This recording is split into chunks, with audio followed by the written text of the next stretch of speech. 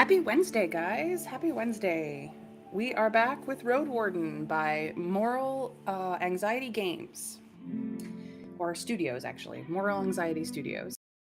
It's been an interesting ride. We're not there that far into the game. It's going to take us quite a while.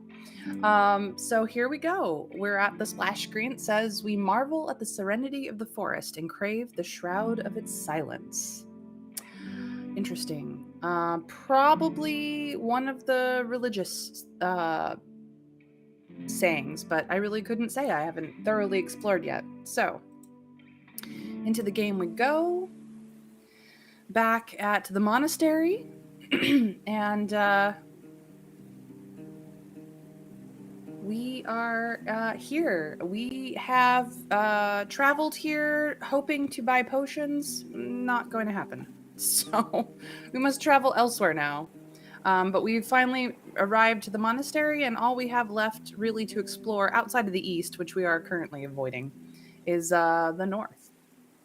We now have two ways through, but either way requires us to deal with the ford.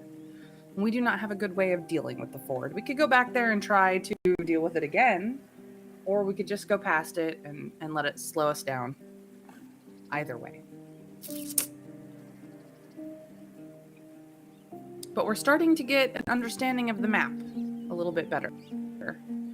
Um, just a little bit. Let's see, how much time left in the day? We've got 8 hours of daytime left. We might be able to get to another settlement. Yeah, we are on our way. Alrighty.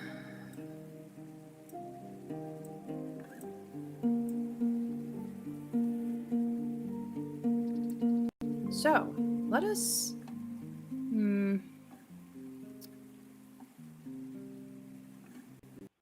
move forward. Let us explore some more. We are all about the exploration. And the monks of the Order of Truth are not very friendly. Old Pagos is still full of plague and will not take any travelers in. So the nearest settlement that we could sleep at is Howler's Dell again, but we might as well move forward. We know that there are more settlements ahead. There's White Marshes, Gale Rocks, and creeks up ahead. We don't know where exactly. So let's see what there is forward, shall we? Let's go.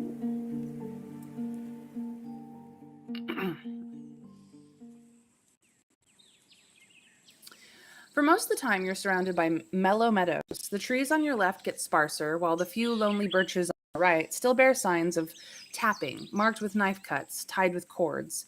Some of them still carry wooden vessels as if they were simply abandoned, maybe last spring, maybe before that.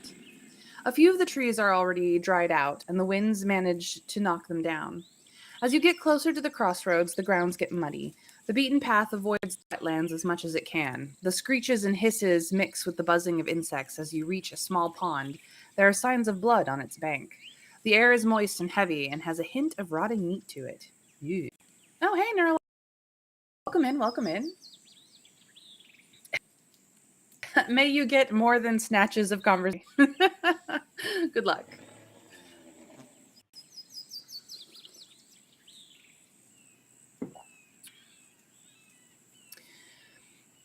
It may still be early, but it's better to avoid the bogs when nighttime approaches. Such places rarely have fine roads.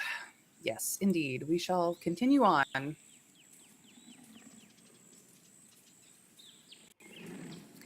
Bogs are darker than forests. The local creatures start their hunt up to an hour earlier. Okay, so we should definitely stay out of the bogs, get out of the bogs as quickly as possible if we can. Oh, well, if I sound like a robot, I promise I'm not trying to take over the world, at least today.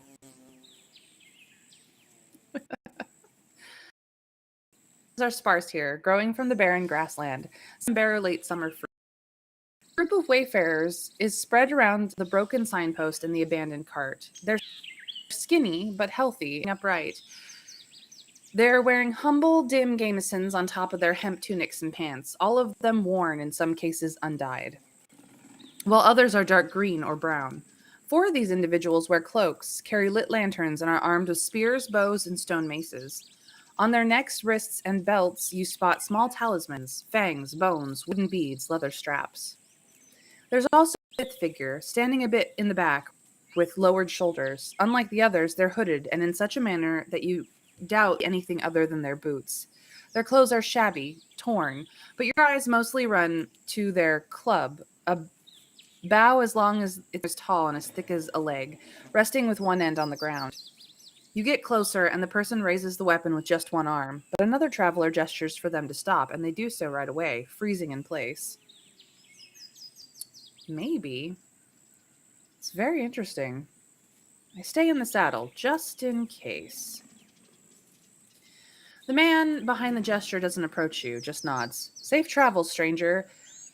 Um, there may be time before the even fall, but bogs aren't safe. Better keep moving, you'll find an inn. You try to digest his thick accent. He's broad-shouldered with a large belly, but the scars on his face sculpt an image of someone who's earned their share of food with many skirmishes. He doesn't reach for his weapon and pushes one of his companions closer to the cart. She kneels by an empty box and looks inside it. The man observes you with little curiosity, holding his lantern high in the air. Note, we do not have a lantern. We only have torches. So we could be friendly and offer help with their cart. We could be playful. Nice place for a camp. Air's a bit smelly, though. We could be distant and just the neutral response. We intimidating. Like the gigantic club. Hold your weapons close if it makes you feel safer. I show them my own blade. I don't mind. We could just be an intimidating asshole. Or we could be vulnerable and sigh and just be like, I'm glad you're not highwaymen. So, 1, 2, 3, 4, or 5, chat. Should we be friendly, playful, distant, intimidating, or vulnerable?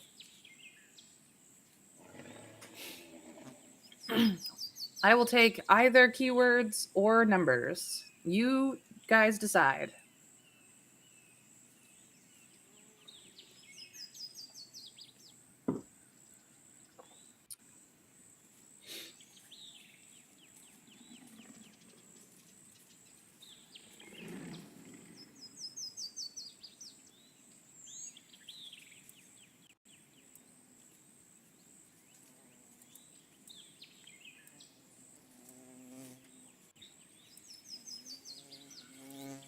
Maybe Golem Maker, maybe White Marshes. Could just be a really angry person who gets angry at anyone they see. I don't know. 1 or 3. Leaning towards 1, but there's a lot of them. Not sure they need our help. Plus, Club Guy is way stronger than we are. 3 seems better. I mean, we are a helpful sort. Offering to help and having that help be declined is not that big a deal. Depends on which direction they're going in, really. They might be going to the monastery, which we just left, so we don't necessarily want to go back. But they also could be headed towards any of the other northern villages or whatnot. So, yeah, 1 or 3, huh? Why is chat always leaving it up to me? Decision making is hard, so why have you guys?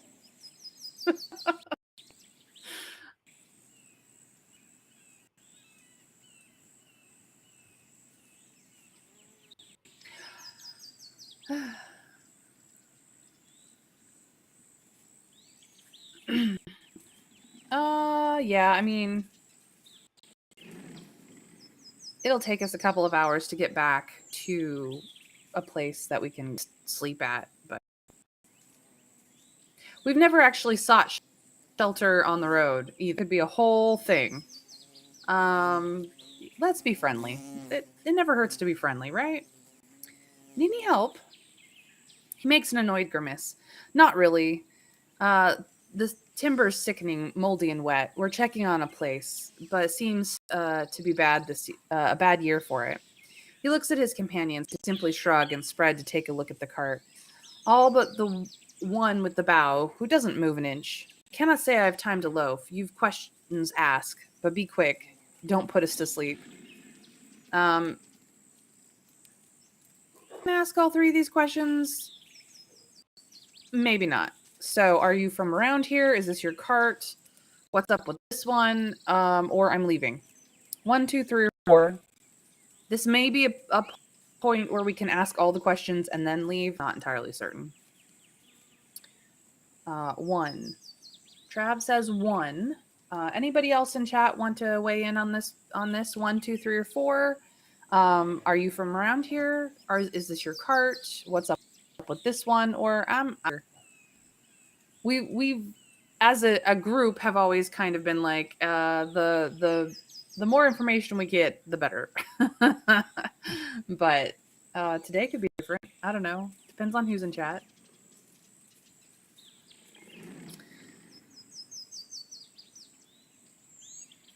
Looks like we're starting from the top. Are you from around here? Very much so. And you're new to these roads? You know your own home? You know our home? Maybe or no clue? Do we might know where they might be from, or do we have no real idea? I have a feeling that they're from White Marshes, personally.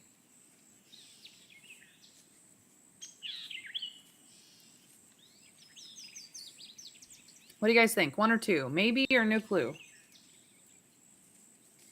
Tell me, chat. Tell me true. What are we going to do? Rhyme on purpose.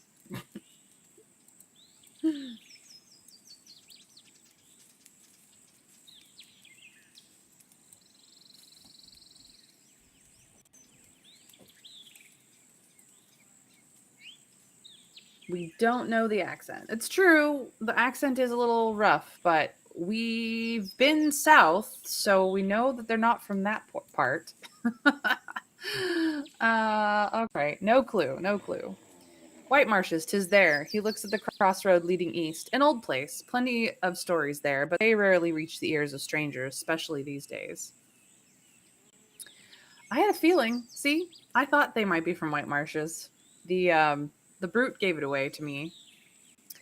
I'm looking for a place to trade. We don't welcome any travelers nor hope to see more of them, especially adventurers, and we need all the lumber we cut. We've herbs, I guess. What can you bring?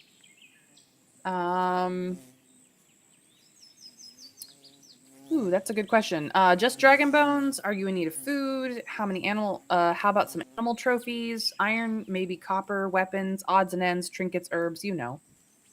What do you think we could bring to White Marshes that they might want?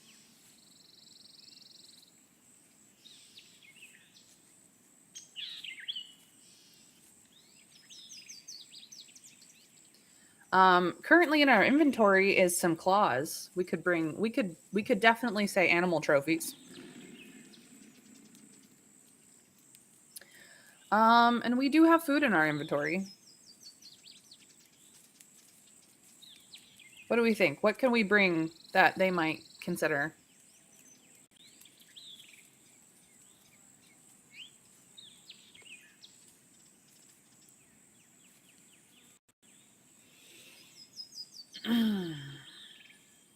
Or we could just say trinkets and herbs, odds and ends, but I don't think that's going to go over well.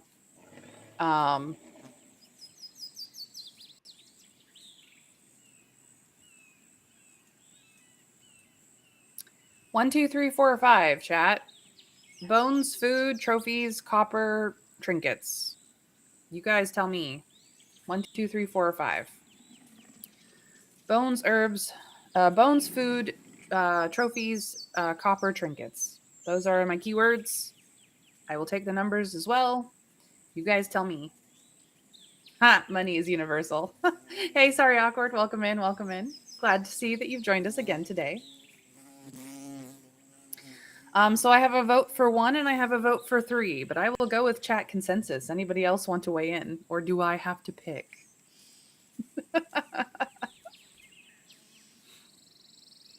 Sorry, awkward seems to like making me pick though. Trav is not that much better, to be honest. All right, just dragon bones. Since Trav flipped, we could if we ever hunted and got. We don't. Hi, Dragon Spark. Spark is back. We could sell furs. We don't actually have any on us. We have some claws that we have decided to try and get more money for, but that's about it. So yeah, it's nice to see so many of you guys. We're gonna go with one though, just Dragon Bones most likely. He pretends on, not too helpful. Merchants come to us maybe once a year at least, since thinks for a moment and sighs. We've most of what we need, other than iron, steel, bronze. Bring those, we'll welcome you. Okay, so they want metal. How can I reach White Marshes? Tis not so hard. If you have bones or food with you, ride down the road, turn left, and take a gift to Thersis, the warden of our peat fields. He'll open the creepers for you. Seeing your look, he carries on. They're on the right path, one that'll take you to the village. Cool. Anything dangerous between here and there?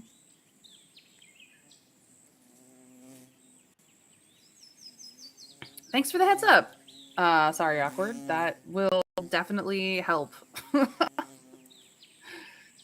Waterhide Saurians, don't let your horse drink. Just stay on the road all the time. One of the women chips in. And don't follow voices or lights. Weird beasts lure humans into death. And don't touch the creepers. He then stretches out and gets closer to the signpost, using his spear as a walking stick. Well, stay safe, stranger. He raises his voice and addresses his companions. We've wasted too much time on tis froth. Time to get back.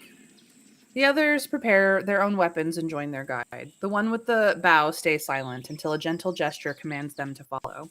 They keep up with the rest of the group, dragging the club behind themselves with remarkable strength. Oh yeah, we are going to spend a few minutes to forage for wild plants because why not? This seems like a great idea. We picked a bunch of wild plants. Fantastic. Most of what you find are large apples, not as sour as the wild ones, and some wild strawberries. Picking them takes little effort. The short meadow hides nothing more dangerous than rats, rabbits, mice, and grasshoppers. And with the help of your mount, you can reach the higher branches. So yay, we've added stuff to our inventory. We've got some wild plants. They're not very filling. So they'll only increase nourishment by 1 rather than 2. Foraging is an essential labor in the villages of the north, lethally dangerous in the wilderness, but more of a routine in the forest gardens. Though never completely safe, it's done in groups and only by adults. Wild fruits, including grapes, apples, pears, and plums, are smaller and more sour than the ones cultivated by farmers and tend to have larger seeds. Children from a very young age are taught how to identify poisonous berries. Vegetables usually take some cooking, or at least cutting and cleaning. Carrots, fennels, cabbage, onions, sorrels, and lettuce are just some of the ones that can be eaten raw, though they feel either too bland or too intense to be enjoyed by themselves. Nice. Yeah, we have these dragonling claws that we can sell at some point.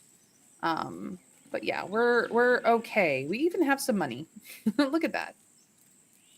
Time to travel. So we have found the old forest garden. We can go east or we can go southeast.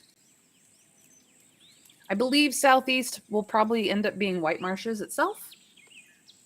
I know. Well, I still think we're fairly poor, but we're not destitute.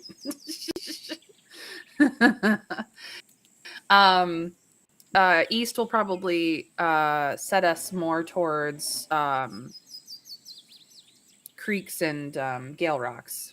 Not entirely certain how much time we have to get to either of those, how much time it will take us to get to either of those places, but we do have 5 hours. Like, we're not so strapped for time that we have to literally run back here. We're okay. Go get the tooth kit. We could go back to Howler's Dell and spend some money.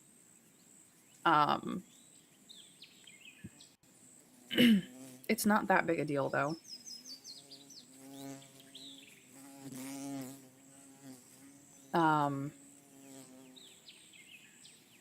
We even have just enough time to get down to Pell to the north if we really want to, but that seems like an extensive way to go. We can't stay at the monastery or Old Pagos, unfortunately. But we could just travel forward and try to get to Gale Rocks or Creeks, whichever one we hit first. I'm not entirely certain I want to go to White Marshes this quite yet.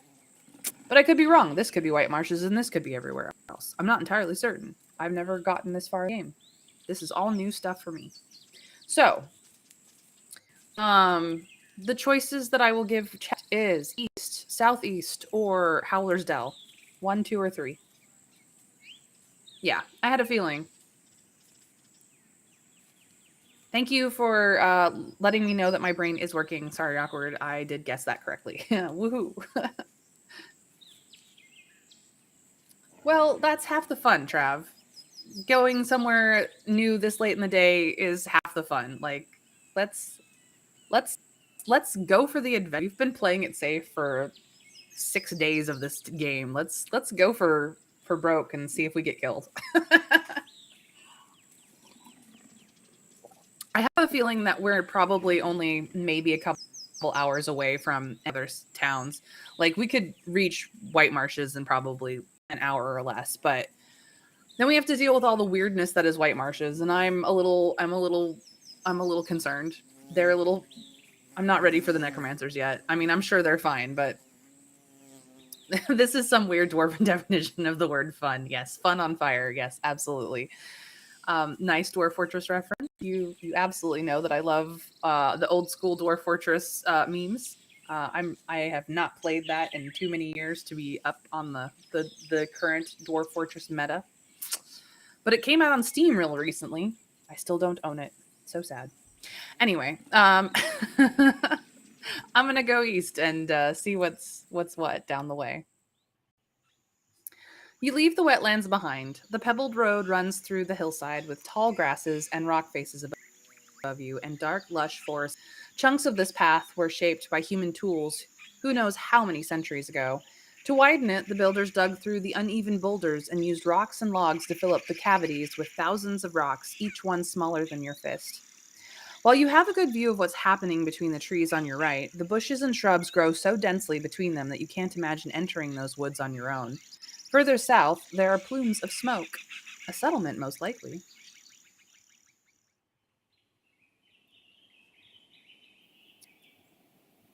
Oh, that doesn't look good. That doesn't look good at all. At the top of the hill, you reach a stone wall, a quiet place with no smoke coming from behind it. You look inside and see the glimpse of a peaceful ruin. While the main road is beaten and easy for hooves to trod, the destroyed gate and the remains of the front yard have almost been reclaimed by the short grasses. You seek any suspicious movement, but the place seems to be free of inhabitants, larger than a falcon. The air is fresh, and the wind shakes the tree crowns gently. I enter the yard. The hamlet could be a hunter's shelter, a military outpost, or a storehouse for traders, but you spot no fresh human trails. The damaged door and gate are years old, soggy and moldy, and judging by the squirrels, birds, and the animal feces you see in the grass, this place is but a part of the wilderness.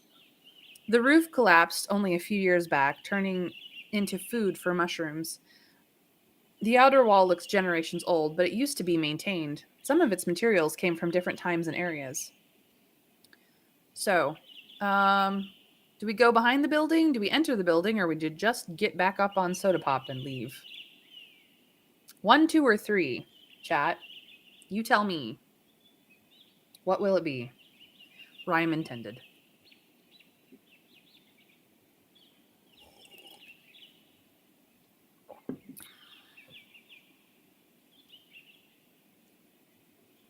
Spark has started the vote off by voting 1 go behind the building. What does the rest of chat think?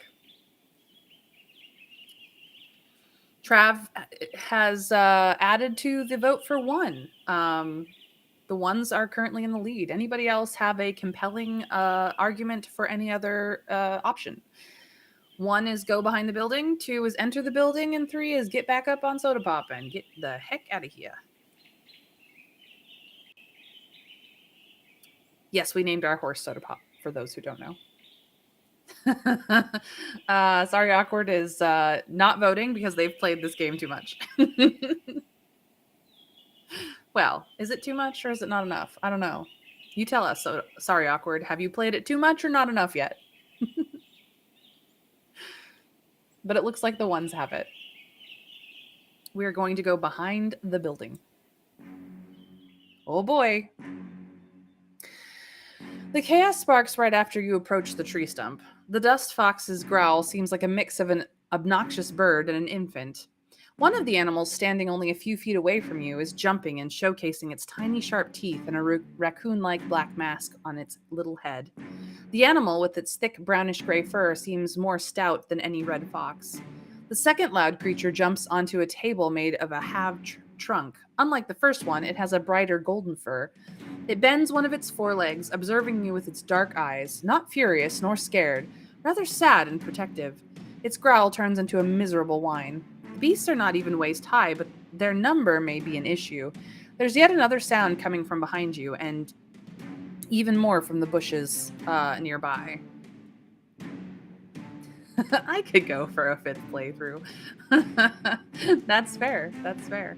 All right. So we have 4 options here. One of them is I have to click this button, but the first option is no time to wait. Kick one of them as quickly as I can. The second one is I need to block their charge. I raise my hands and prepare myself to strike back.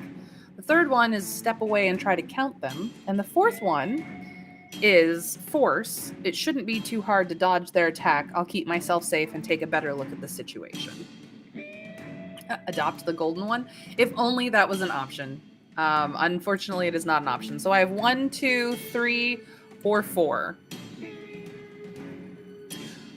Chat, tell me, how do I survive this encounter? Do I kick one? Do I block a charge? Do I step away? Or do I just keep myself safe and try to check this shit out?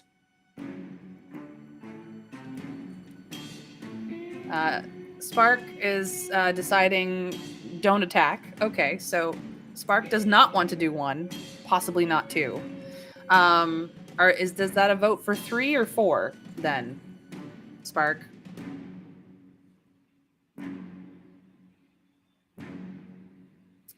Trav seems to be voting on 4, the force option. So that's 2 votes for 4. Feel free to decide to vote as you like for the rest of you. Those of you who wish to vote. The voting is, of course, optional. I love my lurkers too.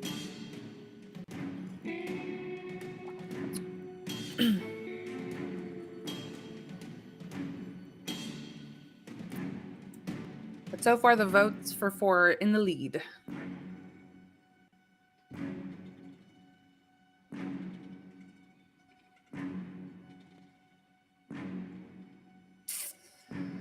Force habit. Shouldn't be too hard to dodge their attack. I'll keep myself safe and take a better look at the situation. You take a quick glance and evade the creature in front of you as it tries to bite your leg. Then you take a wide swing to scare away the third large creature. It was standing right behind you, and while loud, it's lumbering on its paws. The noises from the bushes belong to little pups, most likely harmless, though they are doing their best to imitate their guardians. All right, we can kick one of them as quickly as we can. We can block the charge and raise our hands to prepare ourselves to strike back, or since the one behind me has moved back, I run for it. Welcome, Winter Fairy, welcome. I hope it was a really good shower. Glad to see you clean and with us once again. 3, since it seems safer to back off and it's non-aggressive. Yeah, we've got parents protecting pups at this point. Like, I don't really want to kill them. I'm pretty sure this is one of the I'm pretty sure this is a spared animal situation. We have currently not saved anybody, and we've currently not killed anybody. So let's spare this animal situation and just back off. Winter Fairy and Spark have both agreed on 3, as well as Trav. So the 3s have it. We're backing off. We're gonna let these people, or these foxes, live. Pass the weaker fox and run towards your belongings, encouraging the beasts to chase you all the way to the gate as they growl with determination. For now, they stay in the shelter, filled with pride. You and Soda Pop take a few steps away. So, we could say we need to get rid of these creatures. We could return here another day to try and scare them off. They won't let us get close to the building, and this is already abandoned, so I'll let the dust foxes stay. They aren't threatening anyone. I'm pretty sure saying I need to rid this place of these creatures will have us fight them again, and I don't really want to fight them. So, the place was abandoned. The foxes have moved in. They're not hurting anybody. They're just trying to raise their pups. Um, we like an animal. We're animal lovers here. I mean, we think that the herds have their place. So they've claimed this as their territory. That's fine. There's probably nothing in that house that we care about anyway. So we're gonna just head out. Maybe we might be able to befriend them later. I don't know if I have the skill for that. Yeah. And I believe chat agrees. Both Spark, Winterfairy, and Trav have already said, yeah, let's get out of here. Are you sure you want to leave this place to its fate? Actually, that's right. I get in the saddle and ride away. The dusk foxes observe you as you climb up the saddle. They're growling and walking in circles. One of the pups knocks down their sibling, starting a playful fight. There's no reason to bother them. Time to travel. Cute. Cute. No. Sorry, awkward. You've been outvoted. Sorry. We are just gonna move on. That's a good question. We should look. We have spared hardly any.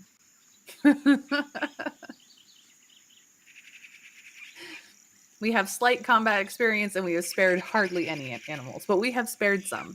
We have done it. Our faith is still undetermined, though. We still have no gambling experience because we keep refusing to play dice. You're squeezed between the hills and the forests. The only larger beast you spot is a single saurian basking on a boulder, lazily observing you from a safe distance.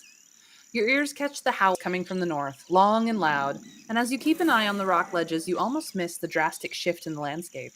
The forest turns into a lake, and the few plants growing next to the road mostly bear fruit. The road is not as reliable here as it was in the hills. Parts of it are a bit muddy, and the puddles disturb your ride. Maybe the locals will maintain it before it gets swallowed by the lake. We can only hope. Um, we've done some, not a consistent enough amount for us to really like. We've never won anything yet. Actually, no, we won the first time we played, and that was it. Whoopsie daisies. We do not do much in the luck based gaming area, so it's silly. The deep, loud yells of howlers are piercing, concealing any other sound in the area. They're sitting on branches and in the tall grass, not really trying to hide. Their thick black and gold furs cover their entire shells, aside from the charcoal black faces with roundish, flat noses and wide nostrils. The younger members of the pack are about the size of your mount's head, but the larger ones would be chest high if it wasn't for the fact that they walk on all fours. Their long tails are like an additional arm, helping them climb, hang from the branches, or hold food while they eat. They aren't particularly muscular, but when they form their pink mouth or pink lips into the shape of a cup to release their howls, their mouths are so wide they could fit your entire arm inside. As you listen to their shouts, you reach for your head. You feel a weird itch, but somehow you can't scratch it. Keeping my distance, I take a look at the hide behind. I take a look at the hide behind the boulder. I think that's. I think there's a mistake in that sentence, and I'm not entirely certain. The whitish rawhide covers the grass like a blanket, surrounded by paw prints. The howlers don't wait for you to approach it. One of the larger ones jumps on the ground, leaning on its hands and challenging you with its gaze. It has rather blunt teeth. Too bad I have nothing to plug my ears with. And if I had a fish trap, it would be a decent spot for one, but I can try to scare the howlers away, or the monkeys may try to attack me, so I grab the rawhide quickly and flee. Um, we or we could just simply travel. We could just leave. One, two, or three. Scare, grab, or travel. Those are our options here. As you can see, this could be real interesting.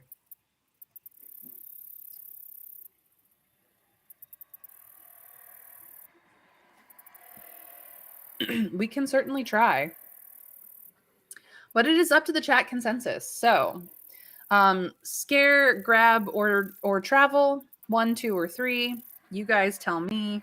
What will it be? Rhyme intended.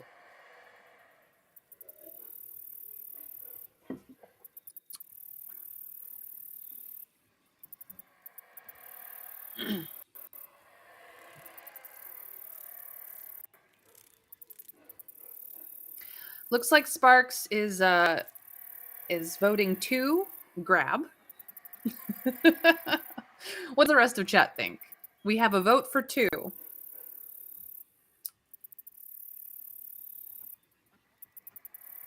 Winter Fairy says three, travel. So we have a vote for two and a vote for three. Who wants to be a tiebreaker?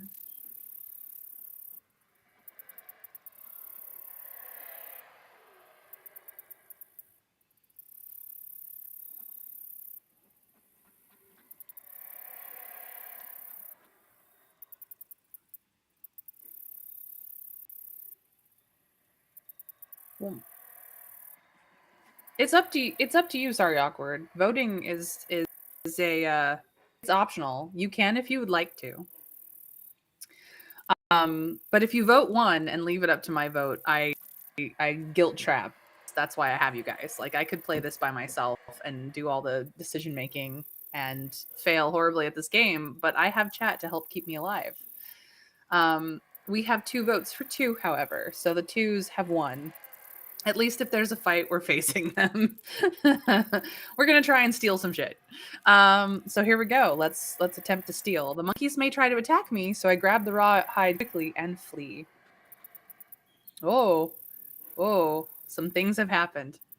You stretch out your legs, then dash ahead. At first, the monkeys move away with a few unconvinced yells, but then those from above start to howl, even deeper than before. And you feel as if your guts are starting to move, hitting against each other. You get dizzy, and soon the pain enters your skull, as if you're getting hit by a smith's hammer time and time again. Yet you manage to stay calm, focused on your goal.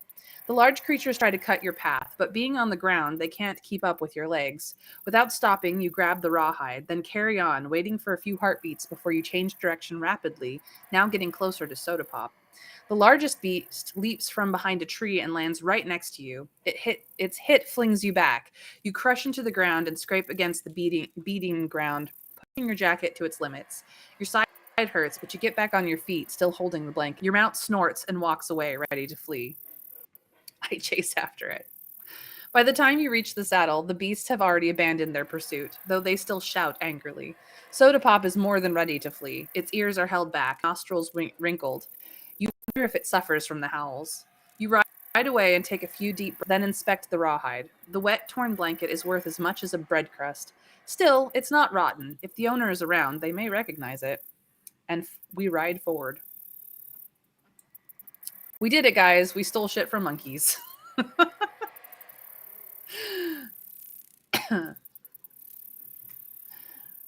Well, that's reassuring. Sorry, awkward. Failing at the game is no fun. At least it's just all fun story. But yes, we stole stuff from monkeys. The monkeys are mad. We could. We do also know that there is the possibility to put a fish trap on the northern road. Let's see here. We still have 4 more hours. We're still okay. We can just make it back to Howler's Dell if we try, but we're gonna push forward because adventure.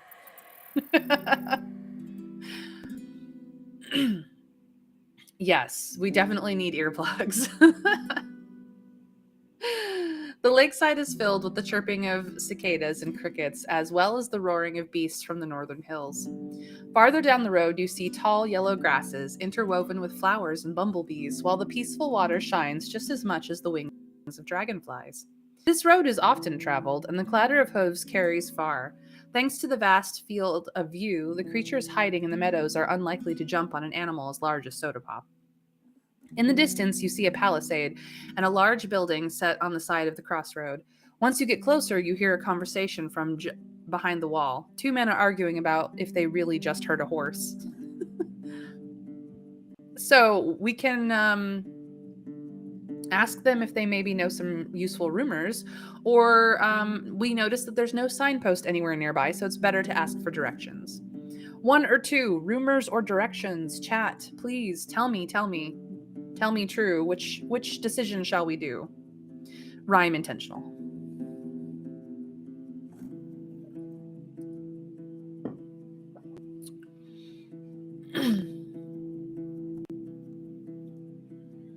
One or two.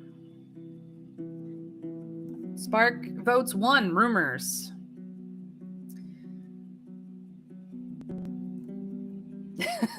Get that hot goss, yeah.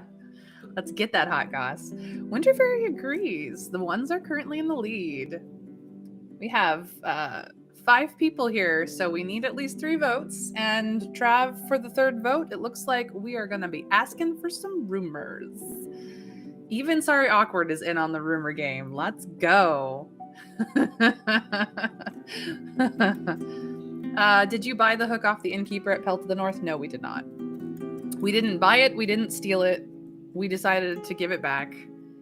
We were nice. Maybe too nice for our own good. It is what it is. We're getting some rumors, guys.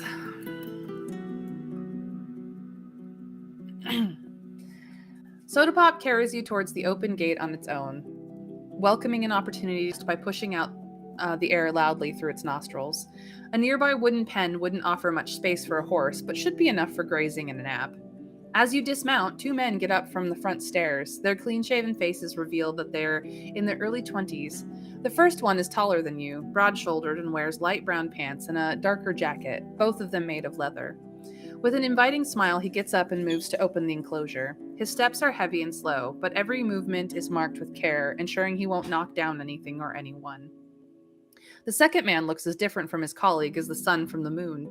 He's unusually short and wears a heavy cloak made of black fur, so large it could cover his entire shell. He opens the door of the building, hides his hand, and peeks into the room. "Foggy!" His voice is shrill and unconcerned. "A messenger! Come!" I take off some of my bundles, let my horse rest. A hanging barrel sways in the wind, marking the place as an inn or a tavern. The building resembles a merchant's house from Hovlavin, whitewashed with oiled, elegant wood beams.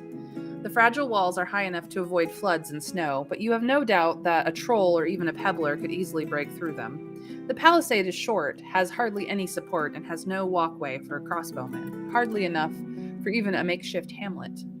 Yet it's the open harbor that makes you uneasy. Aside from the fish, any creature, aquatic or not, could just walk into the yard undisturbed. The path is covered with paw prints and claw marks. Better not leave Soda Pop outside during the night. A black and white bird swoops into the water, then flaps its wings and takes off with a silver twitching creature in its talons. The large man clears his throat. "And what have we here, coming from afar, friend? Are there now horses and howlers?" His voice is stentorian, close to a shout. You vaguely recognize his accent as one found at the city harbor. So, we were not too broke when we had the opportunity. We just didn't see the need to take it at the time. That's all. We have the friendly greeting. Quite far, kind soul. Soda Pop came with me from Hovlavin. We have the playful greeting. I laugh. Far, far away indeed. You can't see it from here. We have the distanced greeting. They have donkeys and mouflons, but no horses. I came from the city. We have the intimidating greeting. I stare at him in silence, then look at the door, waiting for the keeper of this place. Or we have the vulnerable greeting. Yeah, I have a long journey behind me. I need a place to rest. We already have a vote for the friendly greeting. Chat. 1, 2, 3, 4, or 5. Friendly, playful, distanced, intimidating, or vulnerable. We already have the vote starting off with friendly, so please tell me, how do we respond? That's 3 friendlies in a row. Thank you very much. The ones have it, unless there is a pressing reason why I should do any other.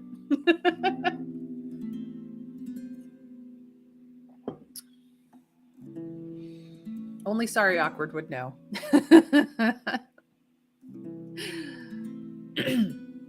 Quite far, kind soul. Soda Pop came with me from Hoblavin. He nods appreciatively. A weird beast, aye? A donkey that can kill a man. You notice he keeps quite a distance from it and holds his hand close to his throwing club. Haven't seen one in a while. The roads here aren't that bad. They'll take you north and east with ease. You hear heavy footsteps. A woman shows up at the doorway and looks at you from the top of the stairs. She's even more towering and stout than her son, the man who just welcomed you, with a massive chest and a pear-shaped face with a prominent chin. Her movements are composed and confident. She may be older than 50, with a mixture of gray and dark blonde. She has only one arm, the left one, notably muscular and with a hand so large it could likely chop off Soda Pop's head with a single strike, or crush yours like a berry. Through the slit in her robe, made of creamy, worn fur, you spot her trunk-like legs. She runs her eyes over your blade, armor, and mount. Her lips form into something of a smile, distorted by the scar that runs through her mouth. The tall guy looks a lot like her. The tall man spreads his arms, forming a chain between you and his mother. Meet Foggy, friend. Ma, the riders come from us from Havlavin. Just look at this horse. His powerful voice turns timid and he keeps turning his head from left to right and back. Too bad we have no hay. It looks hungry. The woman looks at him with amusement, then glances at your palfrey. Ah, a cute monster you've brought, but not enough fat on it. If it ever breaks a leg, bring it here. We'll smoke it for winter. She vaguely stretches out her only hand. What brings you to Foggy Lake, love? Just stopping by? Her voice is hoarse, like that of a traveler who spent too many autumn nights in cold tents, yet carries a hint of motherly concern. I close the animal pen behind me and head towards the stairs. You won't find another shelter in this part of the Dragonwoods, especially not in creeks. She scratches her broad chin with sausage-like fingers. You drink?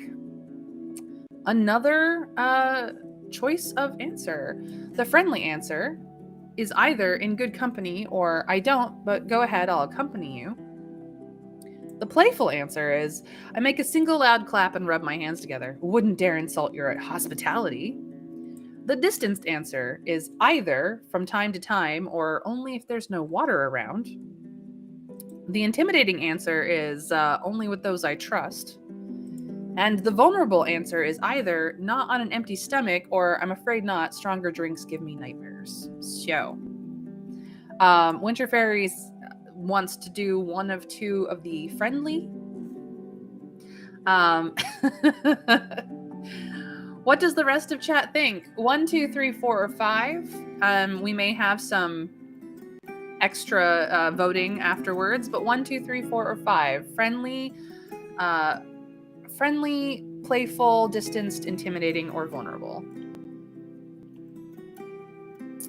I have 2 votes for either of the friendly options. What does the rest of chat think?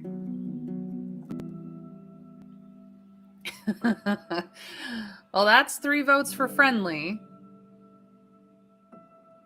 Anyone else want to weigh in?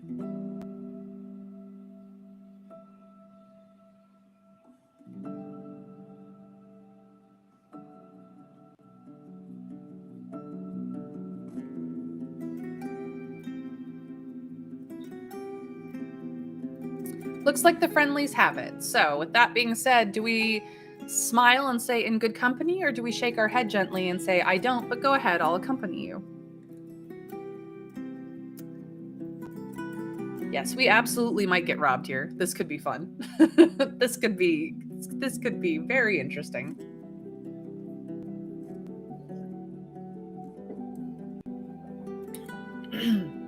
Winter Fairy started off the vote with 1 smile.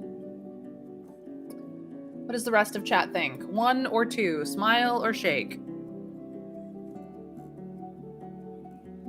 Yes or no? We have a vote for 1 and a vote for 2. What does the rest of chat think?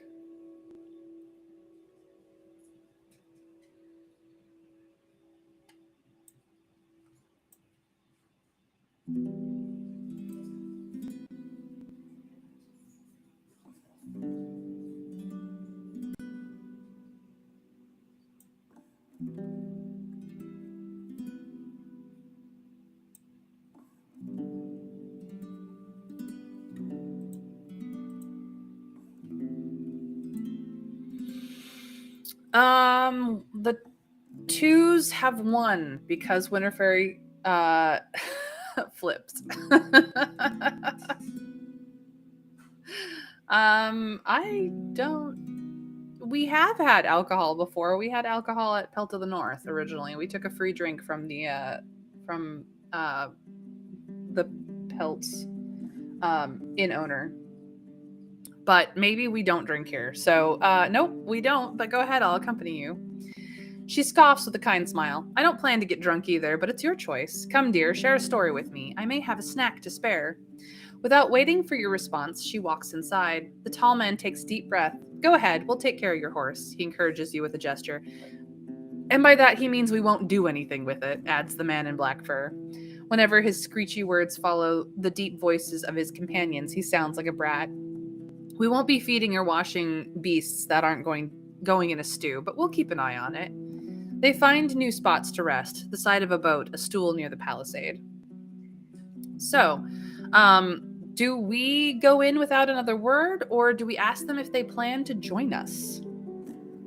1 or 2, stairs or join? Chat, tell me true. What is it that we should do? Rhyme intended.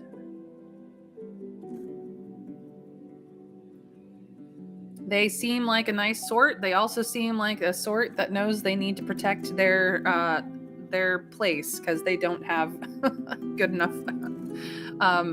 defenses, essentially. Their palisade ain't high enough, and it does not cover everything that needs to cover. The beasts can get in.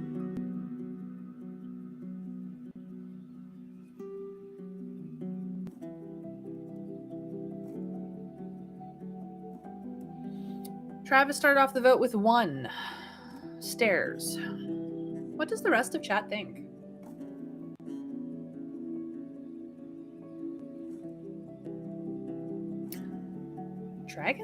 Spark has voted for 2, so Winter Fairies also voted for 2. The 2s are currently in the lead. Anybody else want to weigh in?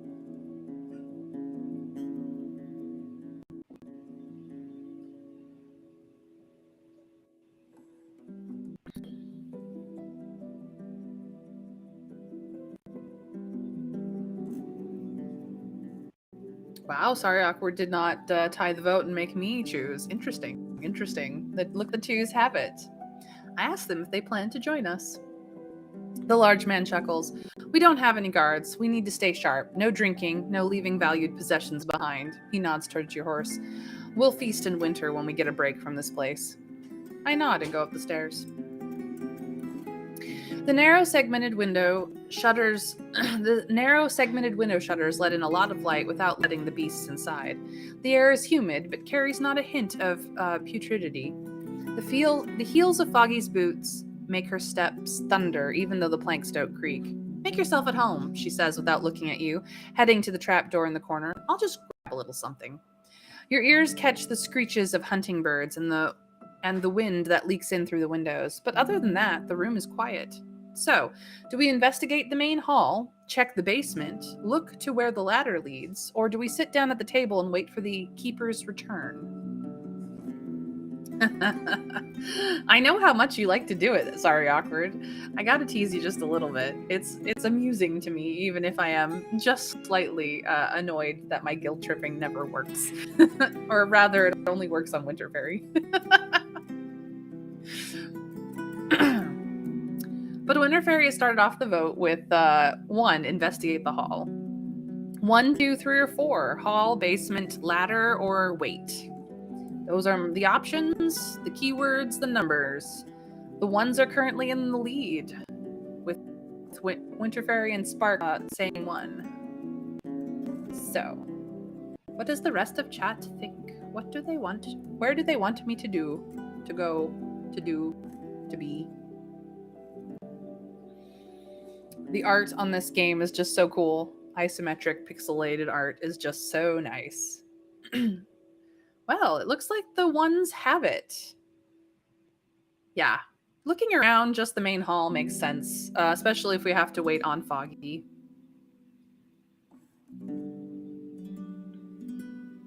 Although we might be able to do all of them. We'll see in a moment. But it looks like the ones have it, so we will investigate the main hall. Yeah, the soundtrack is beautiful. I'm actually really impressed with this game. Like, we're getting towards sort of the middle of this game, but I've enjoyed what I've seen so far. This is a really nicely done game. They had a vision and they did it well, I think. So let's investigate the main hall. The room is crammed with stuff. The bear pelt on the ground would be a nice resting spot, but the place doesn't look like a real home. No chests, no cabinets for clothes, no toys or tools for simple crafts that would fill the time during rainy evenings. Living with so many windows in winter would be a struggle. One could clear this place in one morning and move all that's worth saving into a single wagon. The only things of exceptional value are the cauldron, made of pricey steel, and the hanging head of an insect-like monster. Its mandibles don't move. The dim eyes seem intact, and its armored head tells a long story of survival through scratches and cuts. Looks like we are able to look around even more. So, basement, ladder, or wait? 1, 2, or 3? What will it be? Chat, you tell me. Rhyme intended. I know, I'm not that clever. Winter Fairy has started off the vote with 1, basement. What does the rest of chat think? Trap says 3. Doesn't seem wise to poke around someone's home without permission. So I have a vote for 1 and a vote for 3.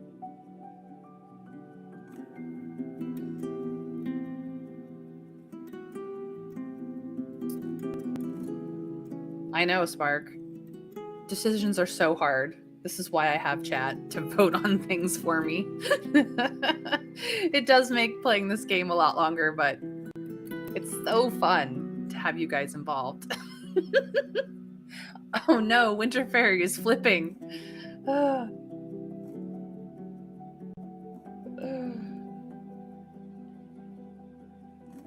I know he oftentimes makes good points that necessarily mean he's always right, but he is right like 90% of the time. She didn't seem all that concerned of us looking around. So we could just check the whole place out and probably not have anything bad happen. Besides, like, she's big enough that she could destroy us by popping her head like a grape at any point in time. Like, she's not worried.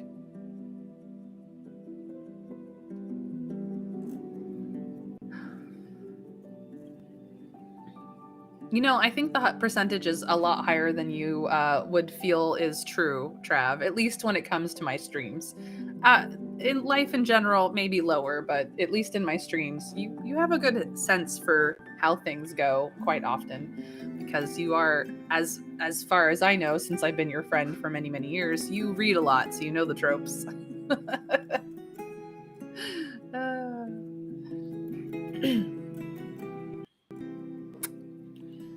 Well, you know what?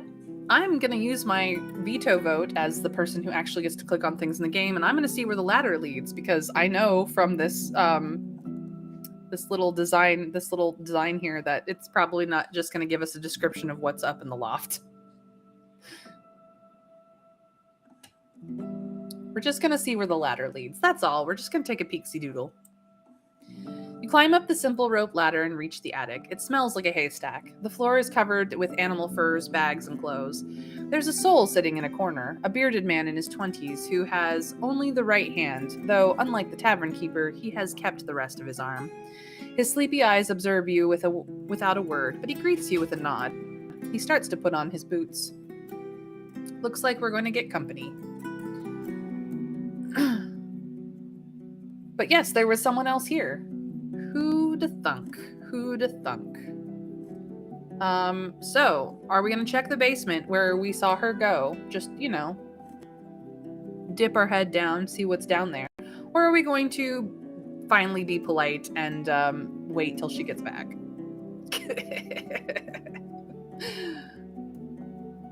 We got 2 votes for 1. What does the rest of chat think? See, sorry, awkward. I do make decisions on occasion by myself.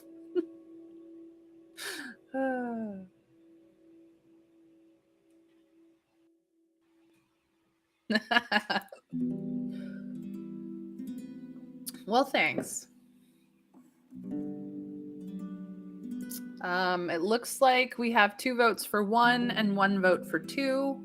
The ones currently have it, unless Sorry Awkward wants to tie the vote, in which case the ones already have it because I've decided such. I checked the basement.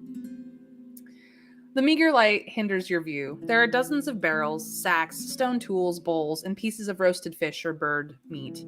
Foggy notices you, but doesn't say anything. She looks for something among a bunch of bottles. There's a couple more animal trophies placed on top of the barrels and leaning against the walls. Fangs, claws, monster heads, and a lizard skin. Quite a collection. No, not really. Sorry, awkward. You're very sweet to think so, but I am not a changed woman. I am just a person doing a thing. Just playing a game. But I like it when chat gets involved. You guys are the best. So, anyway, now that we've taken a peeksy doodles around, not that anyone seems to have cared that we've done so, we sit down at a table and wait for the keeper's return. You take a glance at the blood on the table, the scattered yellow feathers, and a bowl of guts and talons. You find yourself a clean stool.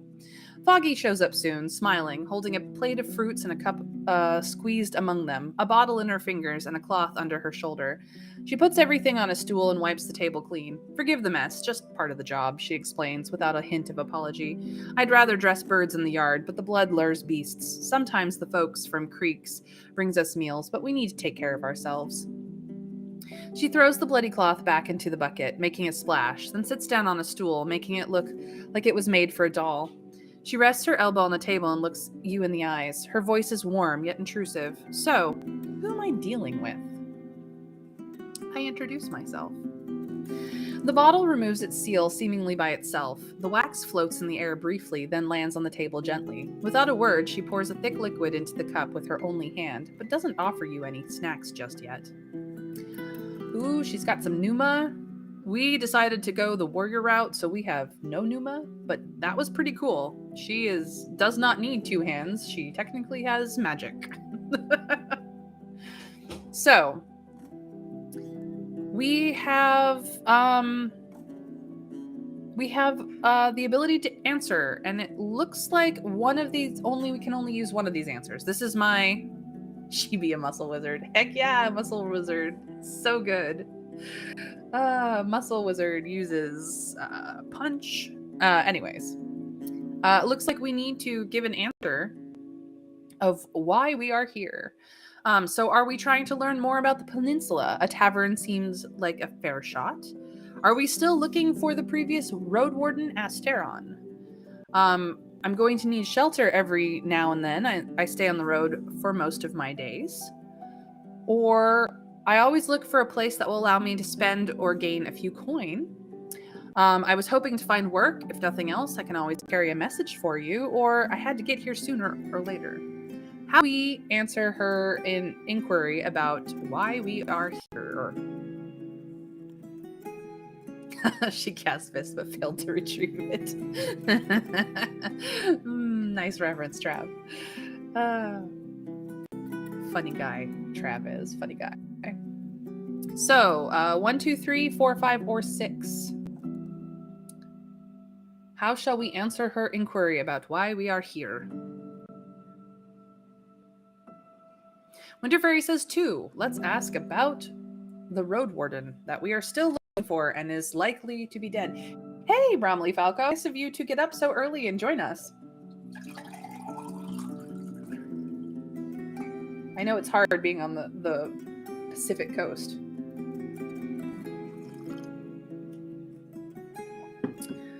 So I have a vote for 2, a vote for 1, a vote for 4, a tentative vote, second vote for 2, or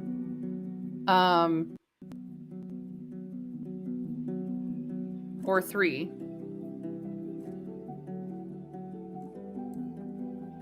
Yeah, it is late. We have 3.5 hours before dusk. We do not want to be on the road when dusk hits. So I have 2 votes for 2, or well, sort of 2 votes for 2 and sort of 2 votes for 3. You guys got to figure it out. What is the consensus here?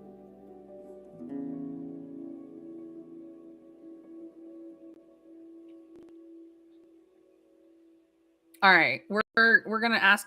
Bromley has flipped his vote. We're gonna ask about Asteron, the previous Roadwarden, because I mean it's not like we don't have a ton of information about this man.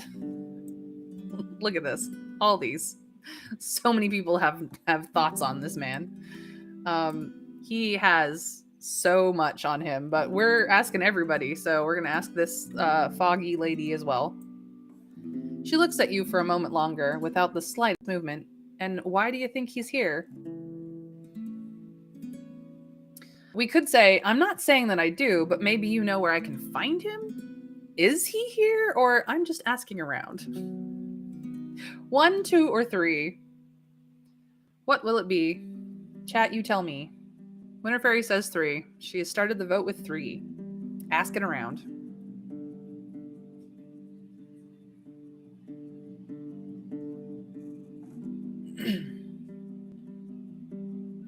Bromley also says 3. The 3s are in the lead. If I get one more, that's what I'm doing.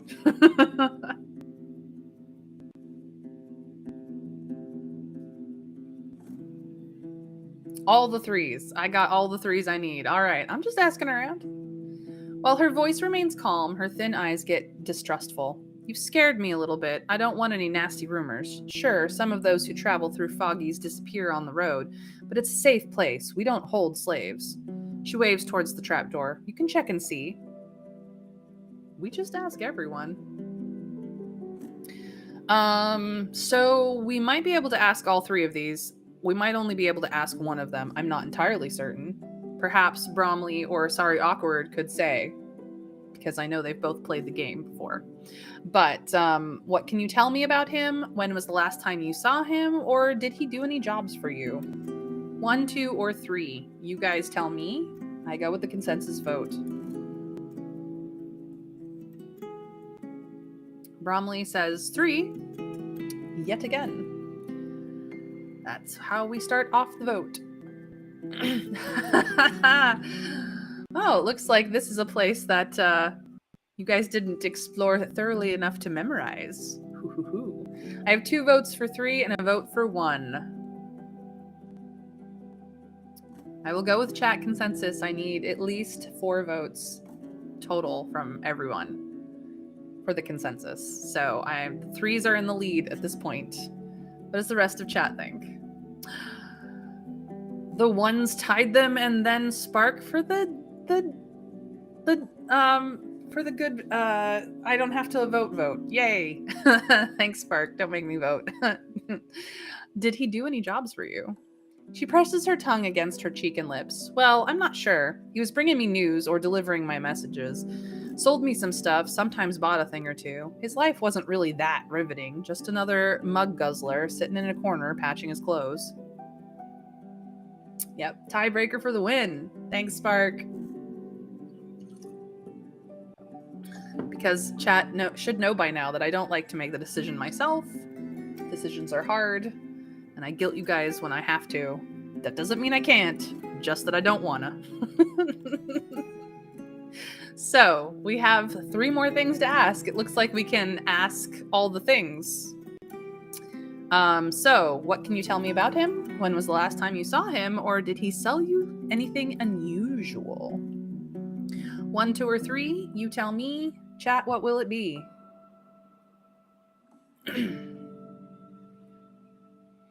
What, when, and sell?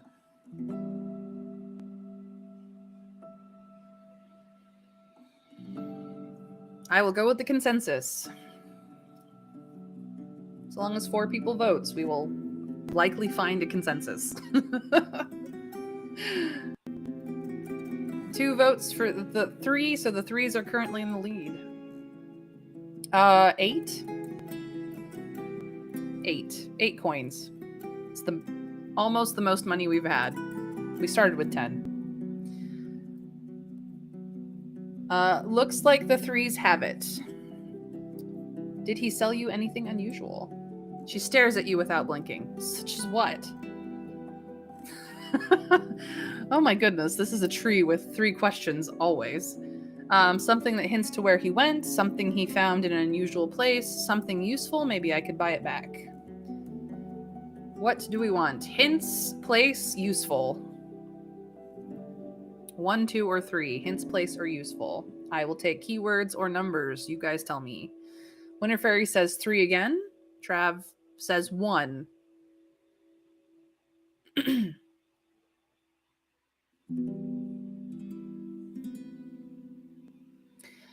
1s are currently in the lead. 2 votes for 1, 1 vote for 3.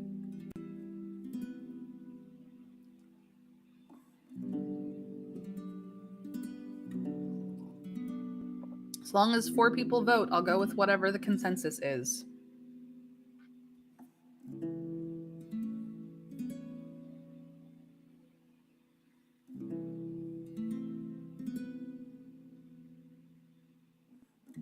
What do you think, Spark? Sorry, Awkward. The 2 of you vote on occasion. What do you think?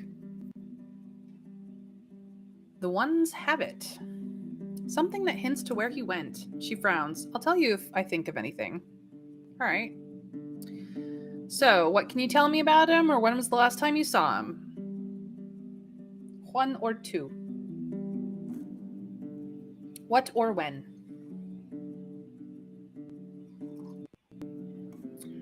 Two votes for 2. 2s are currently in the lead.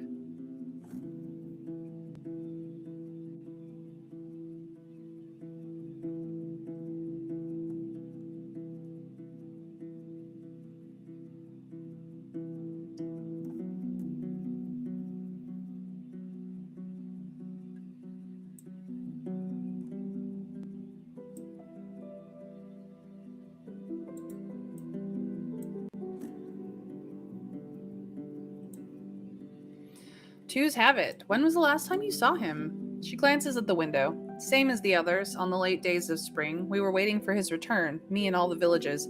Then moved on. I've no idea where he went. All of the villages, you say? I'm just going to go with what seems to be the current conversation, just because this is intriguing me. Look at this. I'm making decisions without you guys. You should be shocked and appalled. All of the villages, you say? She turns towards you with the fierceness of a bear. That's what I said. What can you tell me about him? She rests her hand across her stomach, which you identify as her version of crossing her arms. A customer and an errand runner. What's there to say? Your additional questions don't get many more answers. She brings up the man's looks and equipment without adding much to what you've already learned from Tulia. He was playing with dragons, rarely bartered, she adds. That's what city folks do, seeking riches, then locking themselves in a chamber, prisoners of their might. Do we smile and say, well said? Do we frown and say, that's not really what I'm aiming for? Or do we shrug and say, I see no problem with that? Character development. Oh, sorry, Awkward, you're adorable.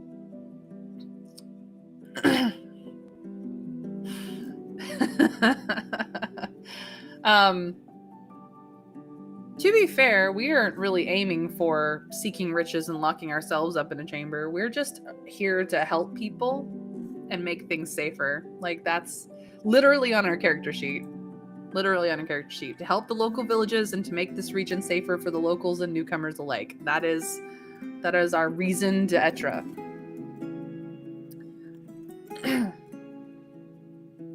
So, we could agree, which is what 3 of the votes are. Like, the consensus is well said, but we could say that's not really what I'm aiming for as well. It's definitely with that. We have problems with that. Yeah, no need to be rich, but the ones have it, so well said. Her chuckle makes you think of a wolf's growl. Um, this is clearly an end to this discussion, so I'm gonna say the only thing that is actually a continuation of discussion. You don't sound especially bothered by his disappearance. You see me as someone eager to make friends with a vagabond. I'll take it as a compliment to my skills as a tavern keep. Folks come and go, their faces disappear, friends die in my arms. She pauses. Families fade away. There was a different Roadwarden years ago, and there's another one now, but there's only one Foggy in the north, and one Ilen, that slow son of mine, and one Creeks. I have only so many tears to spare. We'll return to this later. Maybe, once our souls are too restless to stay quiet. But now, go ahead, have a snack. The flesh of the pear is still white, the carrot is firm and crisp. The plums can't be from here. The place lacks a stove, so they were brought here from another settlement. They have a smoky aroma of burnt hazel twigs, smelling like winter food. Such snacks would be fitting even on the plates in the Merchant Guild. Foggy leans forward on an elbow resting on the table. Well, for me, it's a lazy day. At least the rains spare us, so nicely holding off till the evenings. This looks like another we can ask everything except for number 4, which case it will back us out of this particular section of questions. So we can cherry pick what we ask, or we can go from top to bottom, or bottom to top as well. So that's how you can do 1, 2, or 3. Otherwise, you can also vote on top to bottom or bottom to top.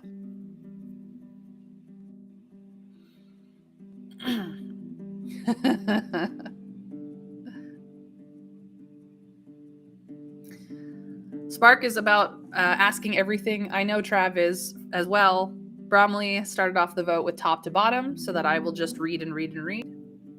That's a second vote for top to bottom. With a third vote for top to bottom, that's what I will do. Top to bottom from Trav as well, because I understand his crazy. All right then, guys. I will read and read. What's the story behind this place? It can't be more than a few years old.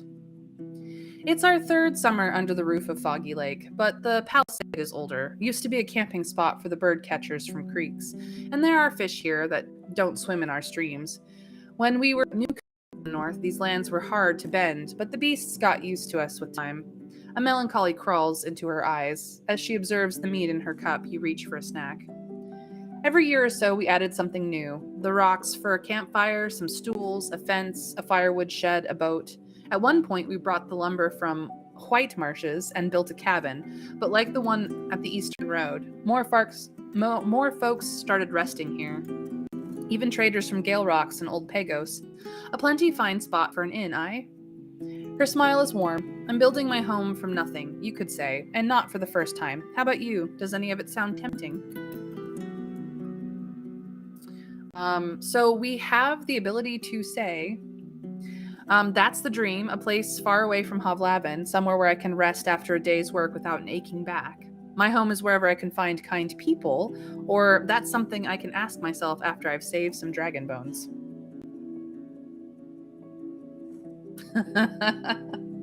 Aw, thanks. Sorry, awkward. Yeah, I don't have points yet. I haven't managed to get that far.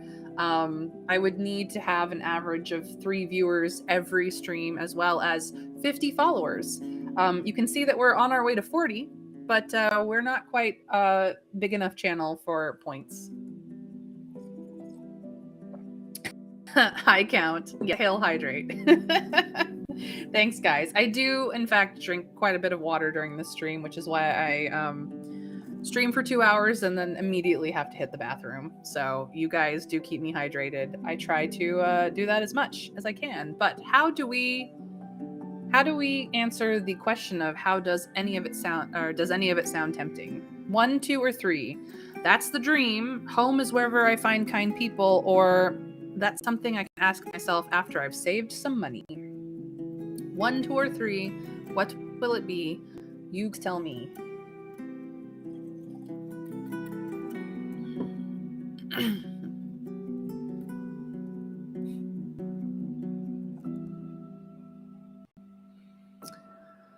One or two, not 3. Neither of those are helpful. I will take the consensus on the answer.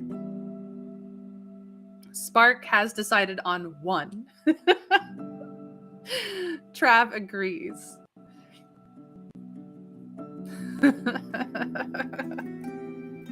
So you guys gotta pick. I need at least 4 people to solidly vote here. I will take the consensus. If you tie it, I will have to guilt everyone into making me make decisions.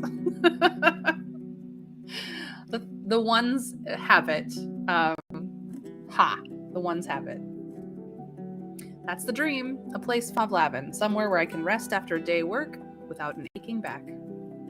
You speak my own words, love, my own words. We have a good home here in the north. Not a safe one, not a fun one, but there's plenty of food and plenty of things to build. I'm already luckier than most. She looks at the place where her missing arm used to be. How do you stay safe from the beasts? You're completely open from the lake. Quick legs, love. Her brief yet thunderous laughter makes you flinch. We don't have any food. We don't leave any food outside, but our cauldron smells. Every now and then something scary shows up. We lock ourselves in here, for days if we have to. Our windows help us keep an eye on the yard, better than leaving the hamlet to goblins. You mention that having no wall from the lakeside is quite a risk. She nods in agreement and reaches for a dried plum. We don't bring children and old folks around, but this part of the peninsula is not so bad, at least in sunlight. Not much food growing or running around, unless you can live on fish and birds. And the folks of creeks are great hunters, the greatest around. But isn't there a harbor in the city as well? How'd you keep the creatures away? So we have the ability to tell more or make a decision about how Havlavin works, which is fun.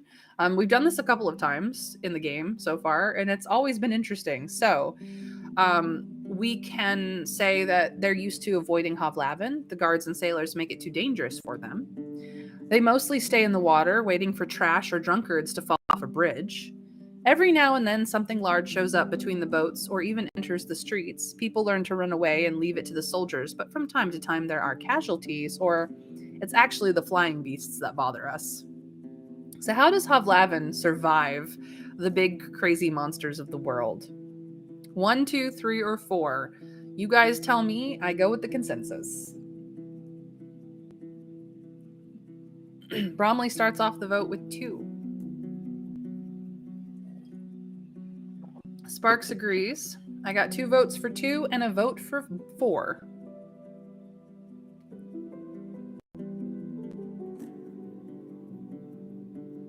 So far, the 2s are in the lead. One more person needs to vote.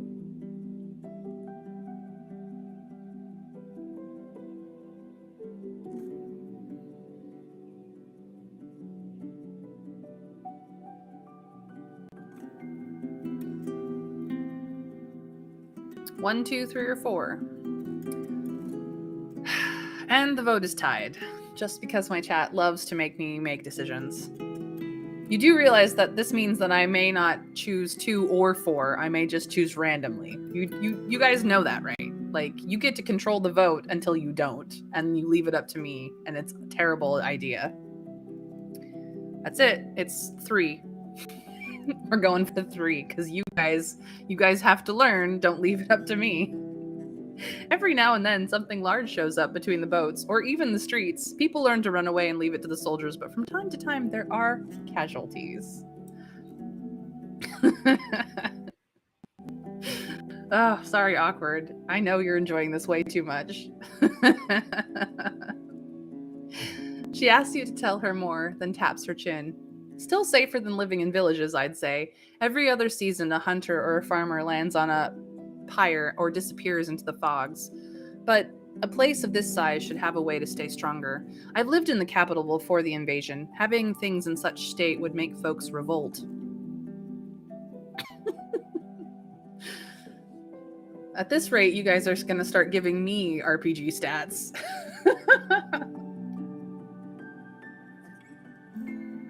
I am terribly amused. Any interesting beasts you hunt for? Oh, I hunt for nothing, she smirks. Not since I lost my arm. And the boys outside are not made for it either. They've no drive to fight, you see, and grew up to be wimps. They sometimes club down a hare, but we're all about foraging and bird traps now. The folks in creeks do the real hunting, she adds after a pause. Runners, mouflons, rats, sometimes a buffalo or a saurian. We have no soil for fields, so game meat is all we have left. She stretches out, getting even taller. Do you hunt often? Do we hunt? We've not really hunted before. We have left a family of dusk foxes alive, even. So, not to mention we didn't fight with the monkeys. If I'm about to starve, I don't enjoy killing. Sometimes I set up traps. I don't risk facing big game. In Havlavin, you won't find much game aside from rats and pigeons, or I do. Making a monster bleed makes me feel alive. We do set up fish traps. Yep, we have done that. Yep. So I have a vote for 2 because we have used our fish trap that we found. And I also have a vote for 1 if I'm about to starve, but I don't enjoy killing. So the 2s are currently in the lead. Thank you, Winter Fairy. 1 more vote and we will decide. Remember, we are not city folk. We came to the city, but we grew up in the country. Yeah, we've actually gotten 2 fish. Just once. Sorry, Awkward also votes 1, which means the vote is tied. If any of my other viewers who are mostly lurking would like to break the tie between the 1s and the 2s, I would be thankful. Sparks. Thank you. The 2s have it.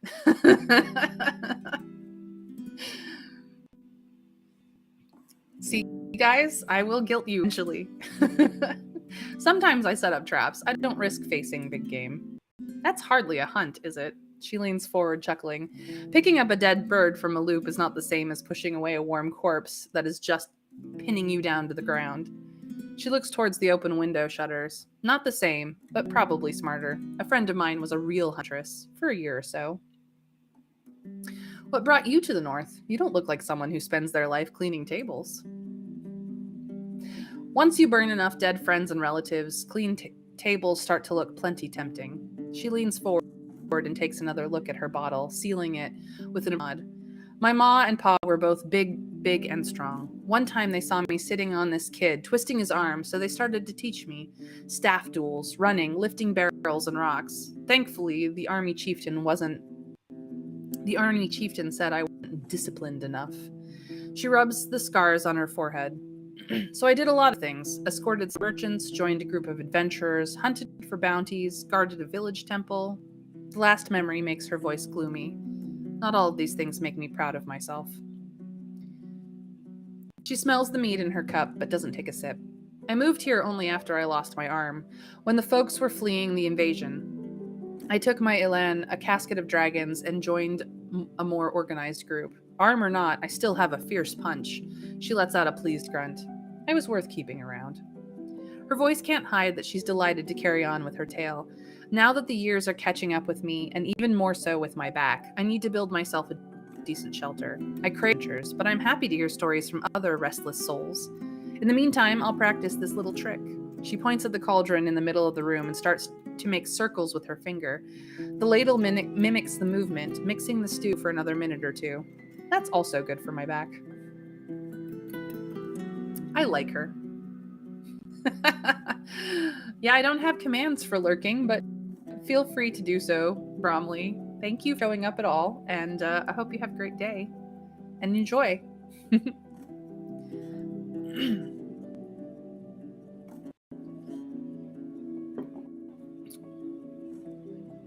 Your name's Foggy, and this is Foggy Lake. Is the tavern named after you or after the lake? Ah, the lake has no name. She moves her cup away and leans forward, resting her elbow on the table. Her voice is playful, warm. Yet, I mean. But there will be stories about this place, believe me, and about passing by the lake while getting to Foggy's. I may not be a dragon slayer or a holy woman, but one way or another, my soul will live on in my name, tied to these walls. She looks at you in silence, then bursts into laughter. You could swear it makes the jars shake. I'm plenty fine being vain. So, do we all want to be remembered, I think? Not everything that's vain is wrong. It's probably better to stay humble, or do we just smile? No worry. I hope it's something yummy. Chat, 1, 2, 3, or 4. Remember, vain, humble, or smile. Numbers are keywords. You guys tell me. Majority consensus is what I will go with. If you tie, I make the vote, and I may do it dangerously. Be warned. Spark starts off the vote with humble, number 3. What does the rest of chat think?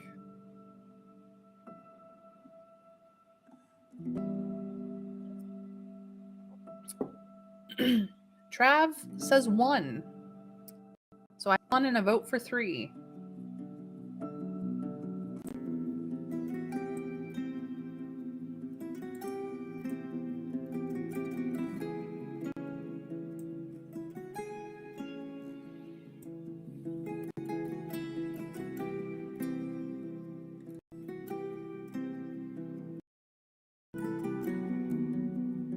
Come on, guys. Get to voting. 1, 2, 3, or 4. Remember, vain, humble, or smile.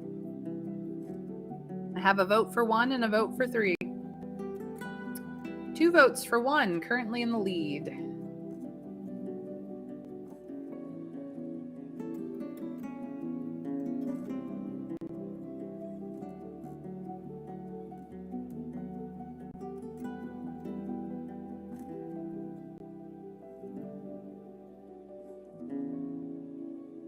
Nobody else votes, the ones have it.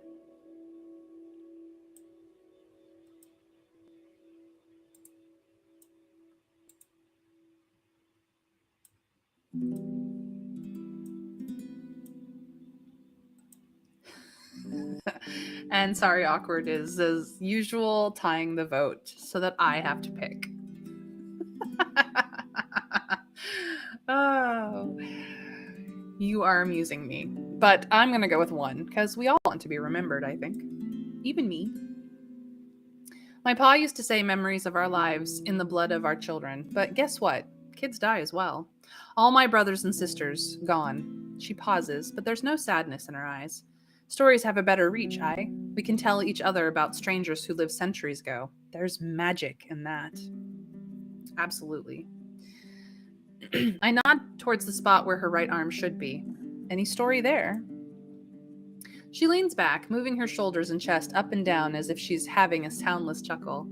Not one I'm going to share with a newcomer, dear. Stay alive until next autumn. I'll open a cask of cold cider and tell you quite a tale. It has treason, treasure, monsters, and dark spells. But I'm way too sober for it now. She grabs her cup. Her wink turns into an awkward blink. So you can move things with your thoughts. She chuckles. Why, can't you?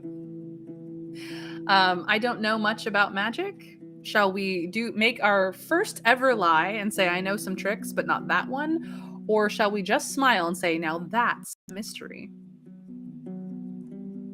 1, 2, or 3? What will it be? Chat, you tell me. I believe Spark has started off with 3.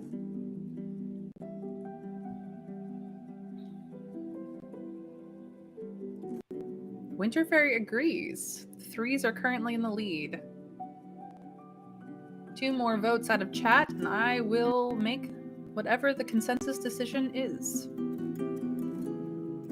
Assuming we have one. Trav votes 1. The 3s are still in the lead.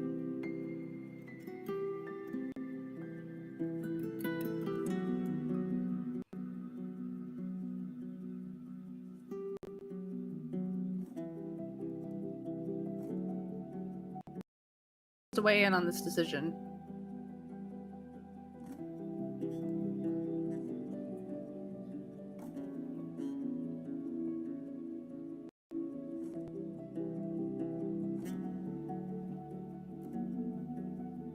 Looks like the 3s have it. I smile. Now that's a mystery. Oh, too late. Sorry, awkward. Haha. She chuckles. Aye, let's hope you won't need to use it on your journeys, or that winter will never come, or that wolves will cuddle with mouflons. Ha ha ha. Gotta be quick on the draw. I know you're at work. I know you're at work. I'm just teasing.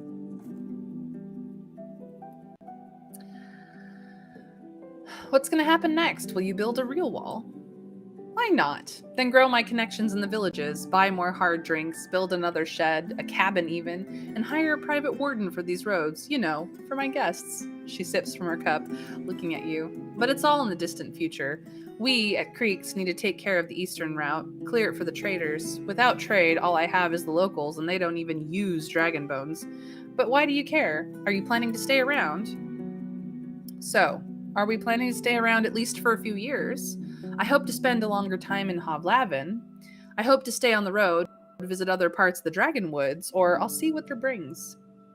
1, 2, 3, or 4 years, Hovlavin, road or future. Numbers or keywords, doesn't matter which. Bromley has started off the vote with 1. Dragon has voted 3. As long as 2 more people vote, I'll go with the consensus, whatever it happens to be.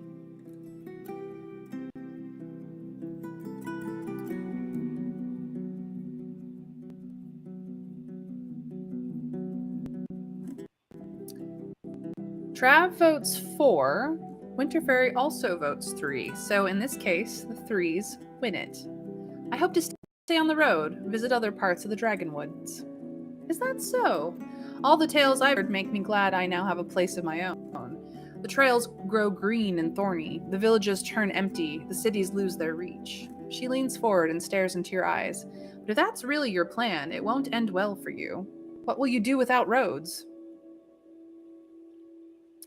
You seem to be into some expensive drinks. Pricey ones are gifts I received, or treasures I found when I was young. I also bought a few. I like to offer something unusual to the wealthier, or more promising guests. She tilts her cup and grabs a purple carrot from the snack plate. I dabbled with some recipes myself. I've plenty of brewing tools, though I can name maybe half of them. Still, from ales to hard drinks, I had some successes. Time to change the topic. I must say, love, I rarely meet folks with that many questions. She gives you a warm look. What hides beneath them? Nothing, just getting to know you better. I was hoping to learn something useful. We all need friends, don't we? Or I was bored, that's all. 1, 2, 3, or 4. Better, useful, friends, bored. Numbers or keywords? You guys tell me. How shall we respond to what hides beneath them? 1, 2, 3, or 4. Better, useful, friends, or bored? Spark has started off with either 2 or 3. Winterfairy says 2, or says 3. Trav says 2, because we like to know stuff.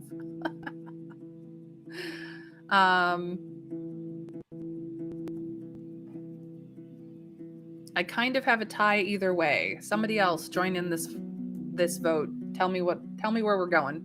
2 or 3. Well, or 1 or 4. Vote how you feel, chat, please. Tell me. The consensus will lead us the way. I'm playing this game with you guys, after all. 3 or 2 sounds good. Sorry, awkward. You are being you. I'd lean 2. I'd also like to know stuff. All right. Looks like 2 has it. I'm hoping to learn something useful. She bursts into laughter. Can't say now if you're more of a trader seeking a chance wherever they are, or one down-to-earth traveler. The former, all the things I learn may help me find a good opportunity. The latter, every scrap of knowledge may help me survive, or both, most likely. 1, 2, or 3, what will it be? Chat, you tell me. Rhyme intended.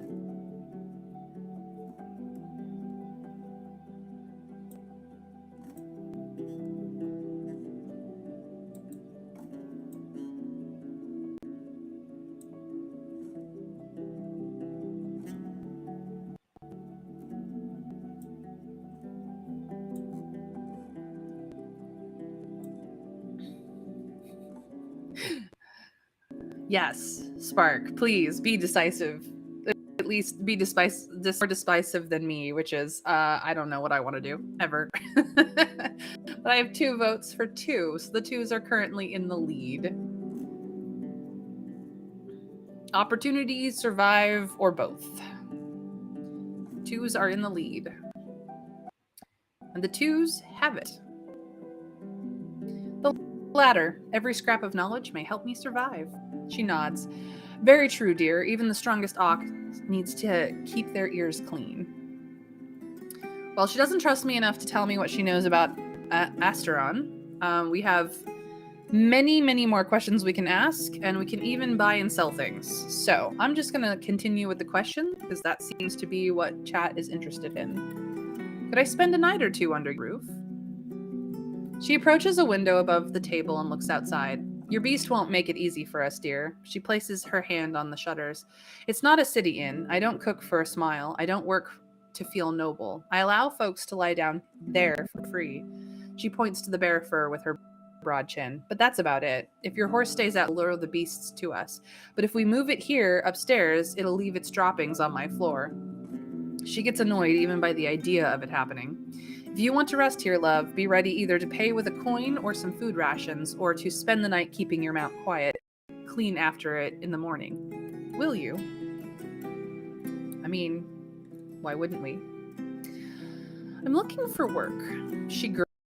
I somehow doubt you're here to forage for me, love. Not that I have any role. Let me think.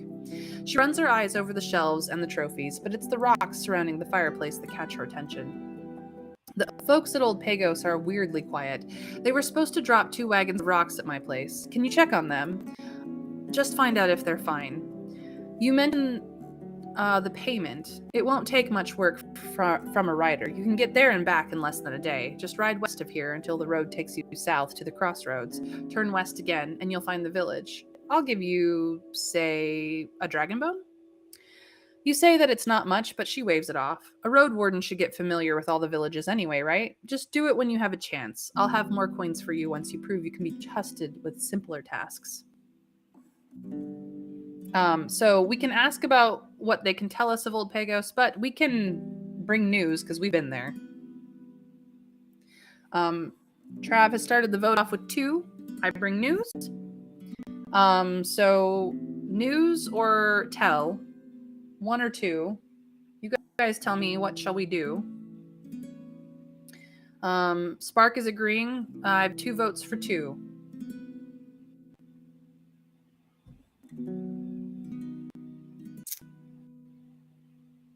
I also have votes for 1. So if any of my other chat members wants to break the tie, that would be fantastic for me. I would appreciate it.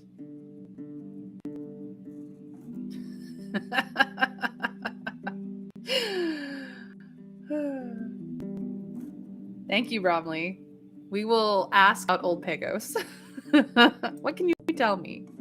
It may be one of the oldest villages in the north, but even if not, it's safe, with strong walls and safe roads. Their crops are weak, but for generations now they've been cutting stone and building for other tribes in exchange for supplies. Some time ago they tied themselves to the monks, and now they don't look kindly on those who follow the orders of truth. She pauses, twisting her lips to one side, choosing her words carefully. But they're plenty fine folks, true believers, something lost in the city, not ones to deal in slave trading and pillage. Well, I bring news from Old Pagos. They're not good. Listening to your tale, she rubs her forehead. Well, not what I was hoping to hear, love, but I'm glad you went there. Better warn the other settlements. Folks should know before they send their own messengers. It's going to be a rough few seasons for us all. She pulls out a dragon bone from her pocket and tosses it in your direction. Here, good job. She steps forward toward the ajar door and looks at the lake. Want me to do anything else? She scratches the stump of her missing arm. Her powerful voice carries a hint of a threat. I need a soul who can handle a delicate task, and I'm not sure it's you, dear. All right, well, we maybe some other time. What can you tell me about the peninsula?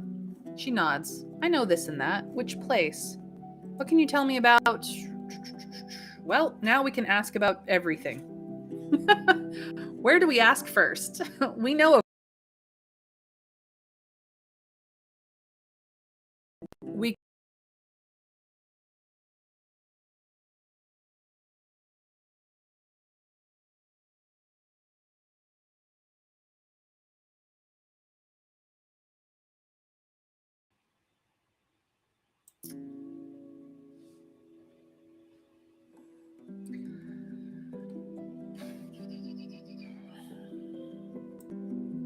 Looks like my internet dropped for a moment, but hopefully the stream is still working.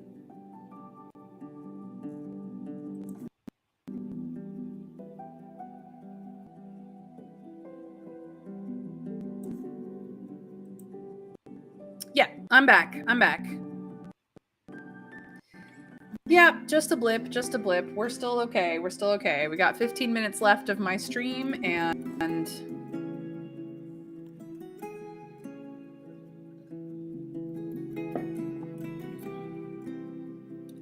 we can ask Foggy about all the places that we've been to, or places that we haven't been to yet. So, for reference, we could ask about the monastery. We could ask about Old Pagos.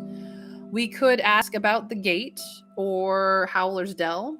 We could ask about the Elder's Cave or the Beholder. We could ask about the ruined town. We could ask about Pell to the north, or even Tulia's camp. We might even be able to ask about this little shelter here, but I'm not entirely certain what it would have been called.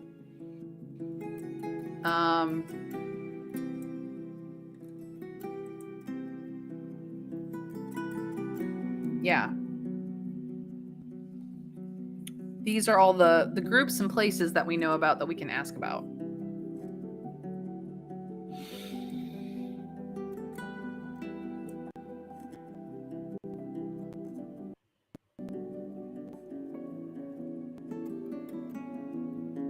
Yep, we can even ask about White Marshes and Gale Rocks. We haven't been there yet. Or the Bandit Camp. I will ask about Dusk Foxes and see if it works.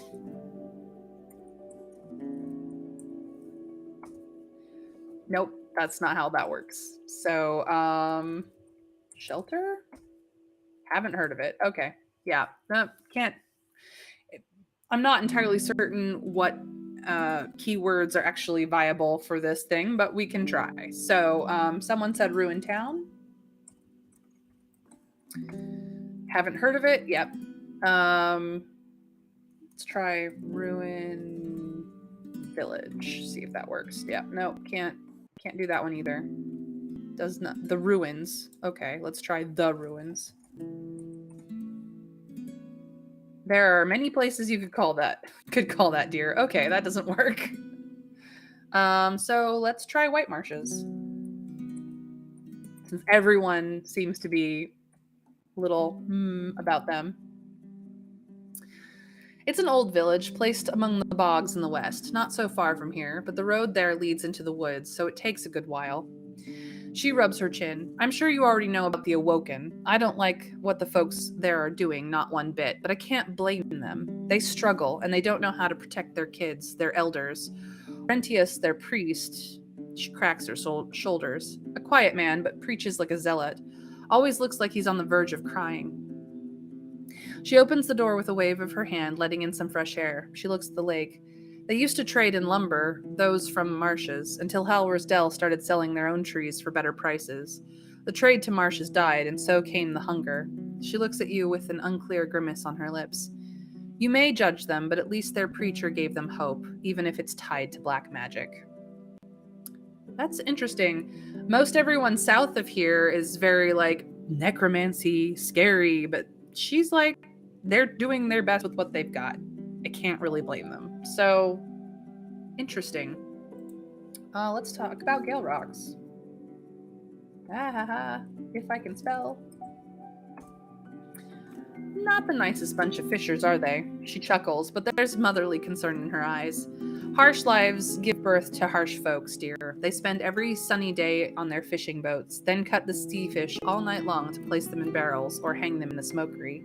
They don't have crops, no lumber or iron. The coastal birds and rock squabs are their only game meat. It's not too dangerous being a fisher, but all they get comes from trading. Well, you can tell that's not good news. They try to be their own merchants, take the wares south, and with every year they need to burn more pyres. She scratches her broad chin. Hard to believe Gale Rocks is as old as it is, and that they stick to it no matter how difficult their lives get.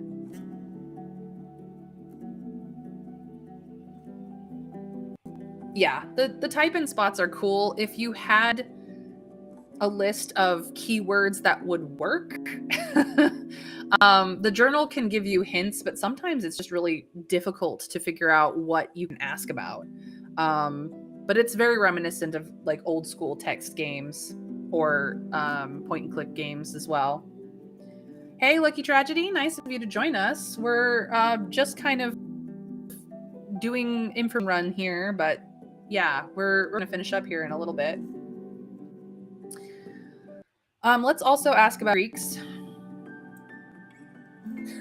Yeah. This is my first run, and it's also sort of a blind run for me, so I'm not going to be looking up things. I'm counting on my chat to help me out. For those of you who have played Roadwarden before, I'm happy to accept your help, but try to keep spoilers free. If we're frustrated on a spot, that's fine. But if we're still just discovering things, let us discover. It's a game I'm playing with you guys after all. So I'm gonna ask about creeks since we haven't been there yet. Creeks is my home. It's younger than Elan by over a year. It may be small, but I felt better with the folks there than I ever did at the capital. She takes a big breath. We used to live on wild game, fish, and foraged goods, and after some years, we chased the larger animals out of the forest. Now our youths learn carpentry. They make barrels, planks, tools. If trade ever comes back here, they'll have things to sell. There used to only be struggle. Now there's hope and laughter. We may be poor, but it's the last joyful place in the north. Her eyes get gloomy as she reaches for one of the bottles from a shelf. Aye, there were struggles. I'm among our oldest, those who came here with me. She pauses, then puts the bottle away. But now their children have a real home. Yep.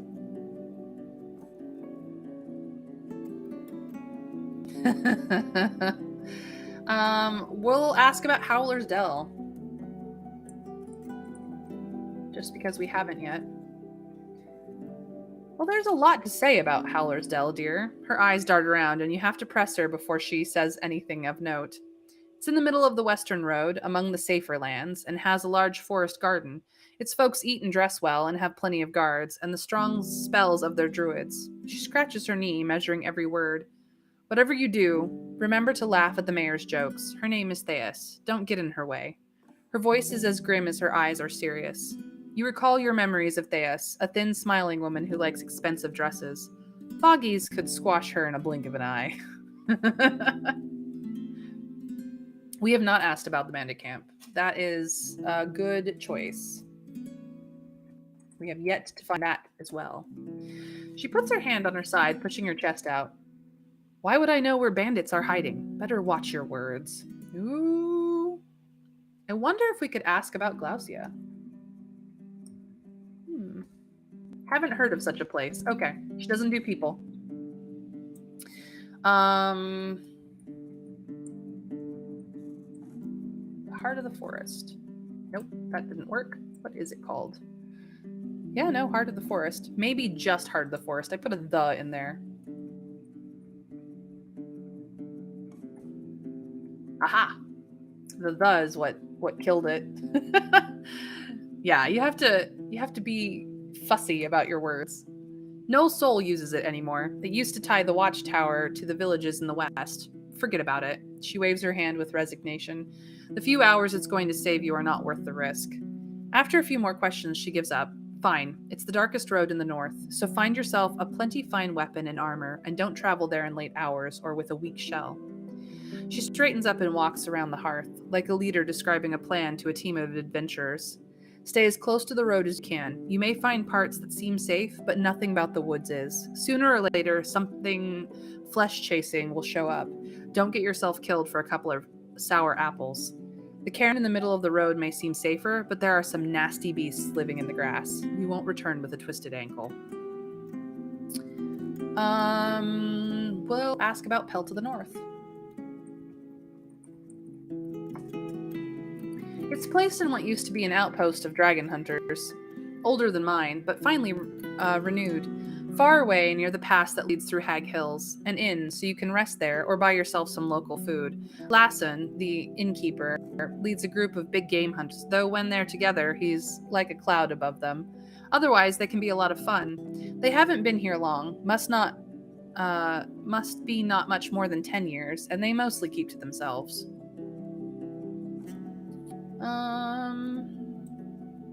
Tulia's camp. A mystery, aye, that it's still standing at all. There were always bad tales about the place, folks disappearing or getting sick, highwaymen taking over, weird screams and nightmares. Caius, the one without a hand, she points towards his whereabouts with her thumb. He had a vision one night there, something that turned his soul wicked. That's what Hag Hills do to folks. We could ask about Hag Hills, I guess. Honestly, we're done with Hag Hills, at least from this side. The old mine by the western road is flooded. There are no plans to build a new quarry hamlet. Old Pagos cuts better blocks of stone anyway. She looks through the window at the lake. The river that flows by the southern road is wide and strong, with no bridges or settlements. If there's anything behind it, no soul has found it yet.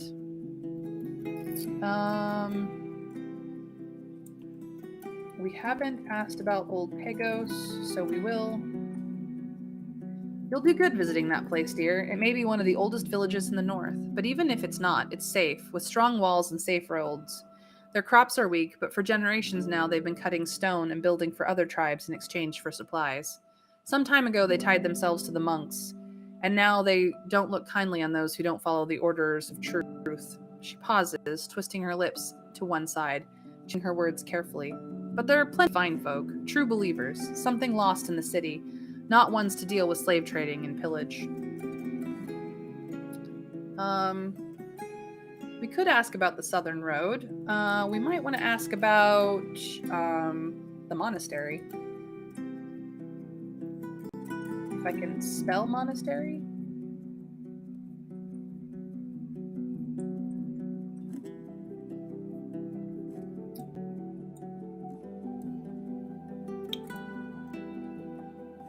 It's an A.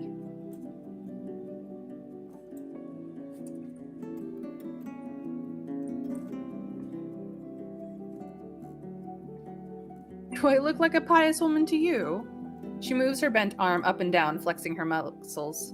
The monks came to the mountain long before I got here, taking over the old pagan caves, trading their crafts for food with old Pagos. Now the entire village follows their teachings, and those that live in the monastery can stay inside as long as they want.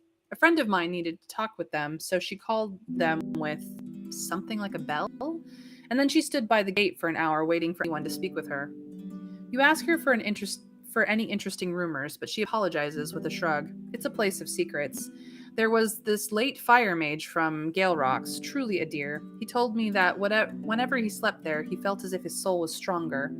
Fingers lighter, spells brighter, he used to say. Well, the Howlers got him anyway.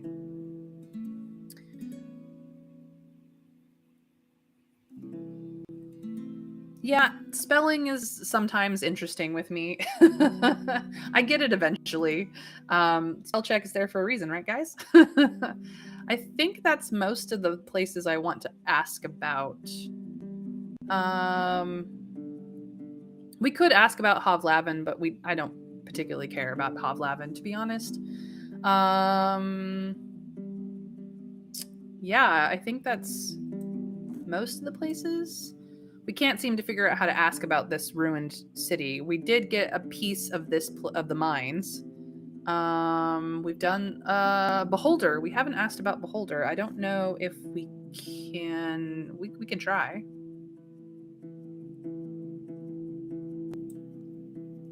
Yes, they wanted to complain about our taste in music, but we did manage to get their attention very quickly. Beholder. Her broad shoulders form a straight line. It's a dark thing, this beholder. Gives me chills.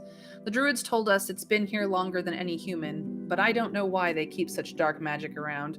I heard that it eats souls, but you know, gossip gets cruel when it's about pagans. Interesting.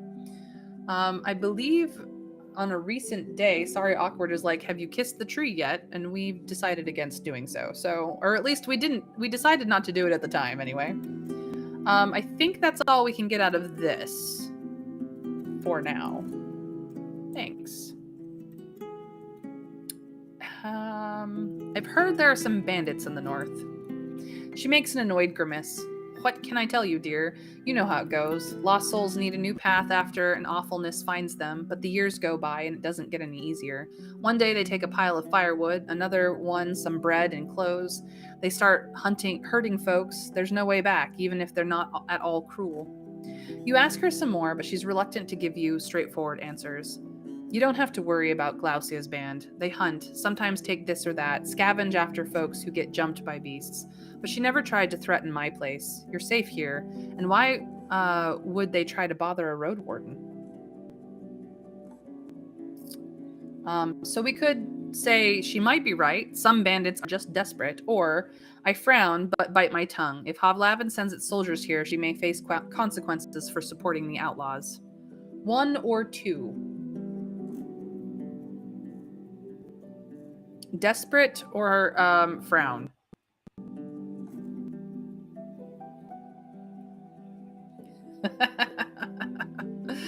Make out with tree, yeah. 1 for the bucket list indeed, Trav. Travis started the vote with 1. The bandits are just desperate. Spark has agreed, so the ones are in the lead. What does the rest of chat think? This will be the last choice we make in the game, so please, chat. Vote now. We seem like a 1. I have 3 votes for 1. Please vote. Whatever the consensus is, I will go with it. 1 or 2. Desperate or frown. Numbers or keywords. You tell me. The last one for this session of stream, yeah. I have 4 votes for 1 at this point. 4 votes for 1. All right, it looks like the ones have it. She may be right. Some bandits are just desperate. She smiles. What else, dear? So that is everything. We will buy the next on another day, but this is the end of my stream. I stream every day of Monday through Friday, every work week day, Monday through Friday at 1 p.m. Standard Eastern U.S. time. So if you are on the East Coast of the U.S., you are equivalent, you are welcome to come join me then. If you are in a different time zone, you'll have to look up what time I start. Google is your friend. Please, I hope you guys come join me again tomorrow as we will continue with Roadwarden right where we have ended up here at Foggy's Inn. And I had fun. This was fun. You guys made it a lot of fun with your choices. We learned many more things. We have asked all the questions. And we will get to sleeping next time. So thank you guys for coming. Hope you had a blast. Have a fantastic rest of your Wednesday. And I will see you guys all next time. Bye-bye.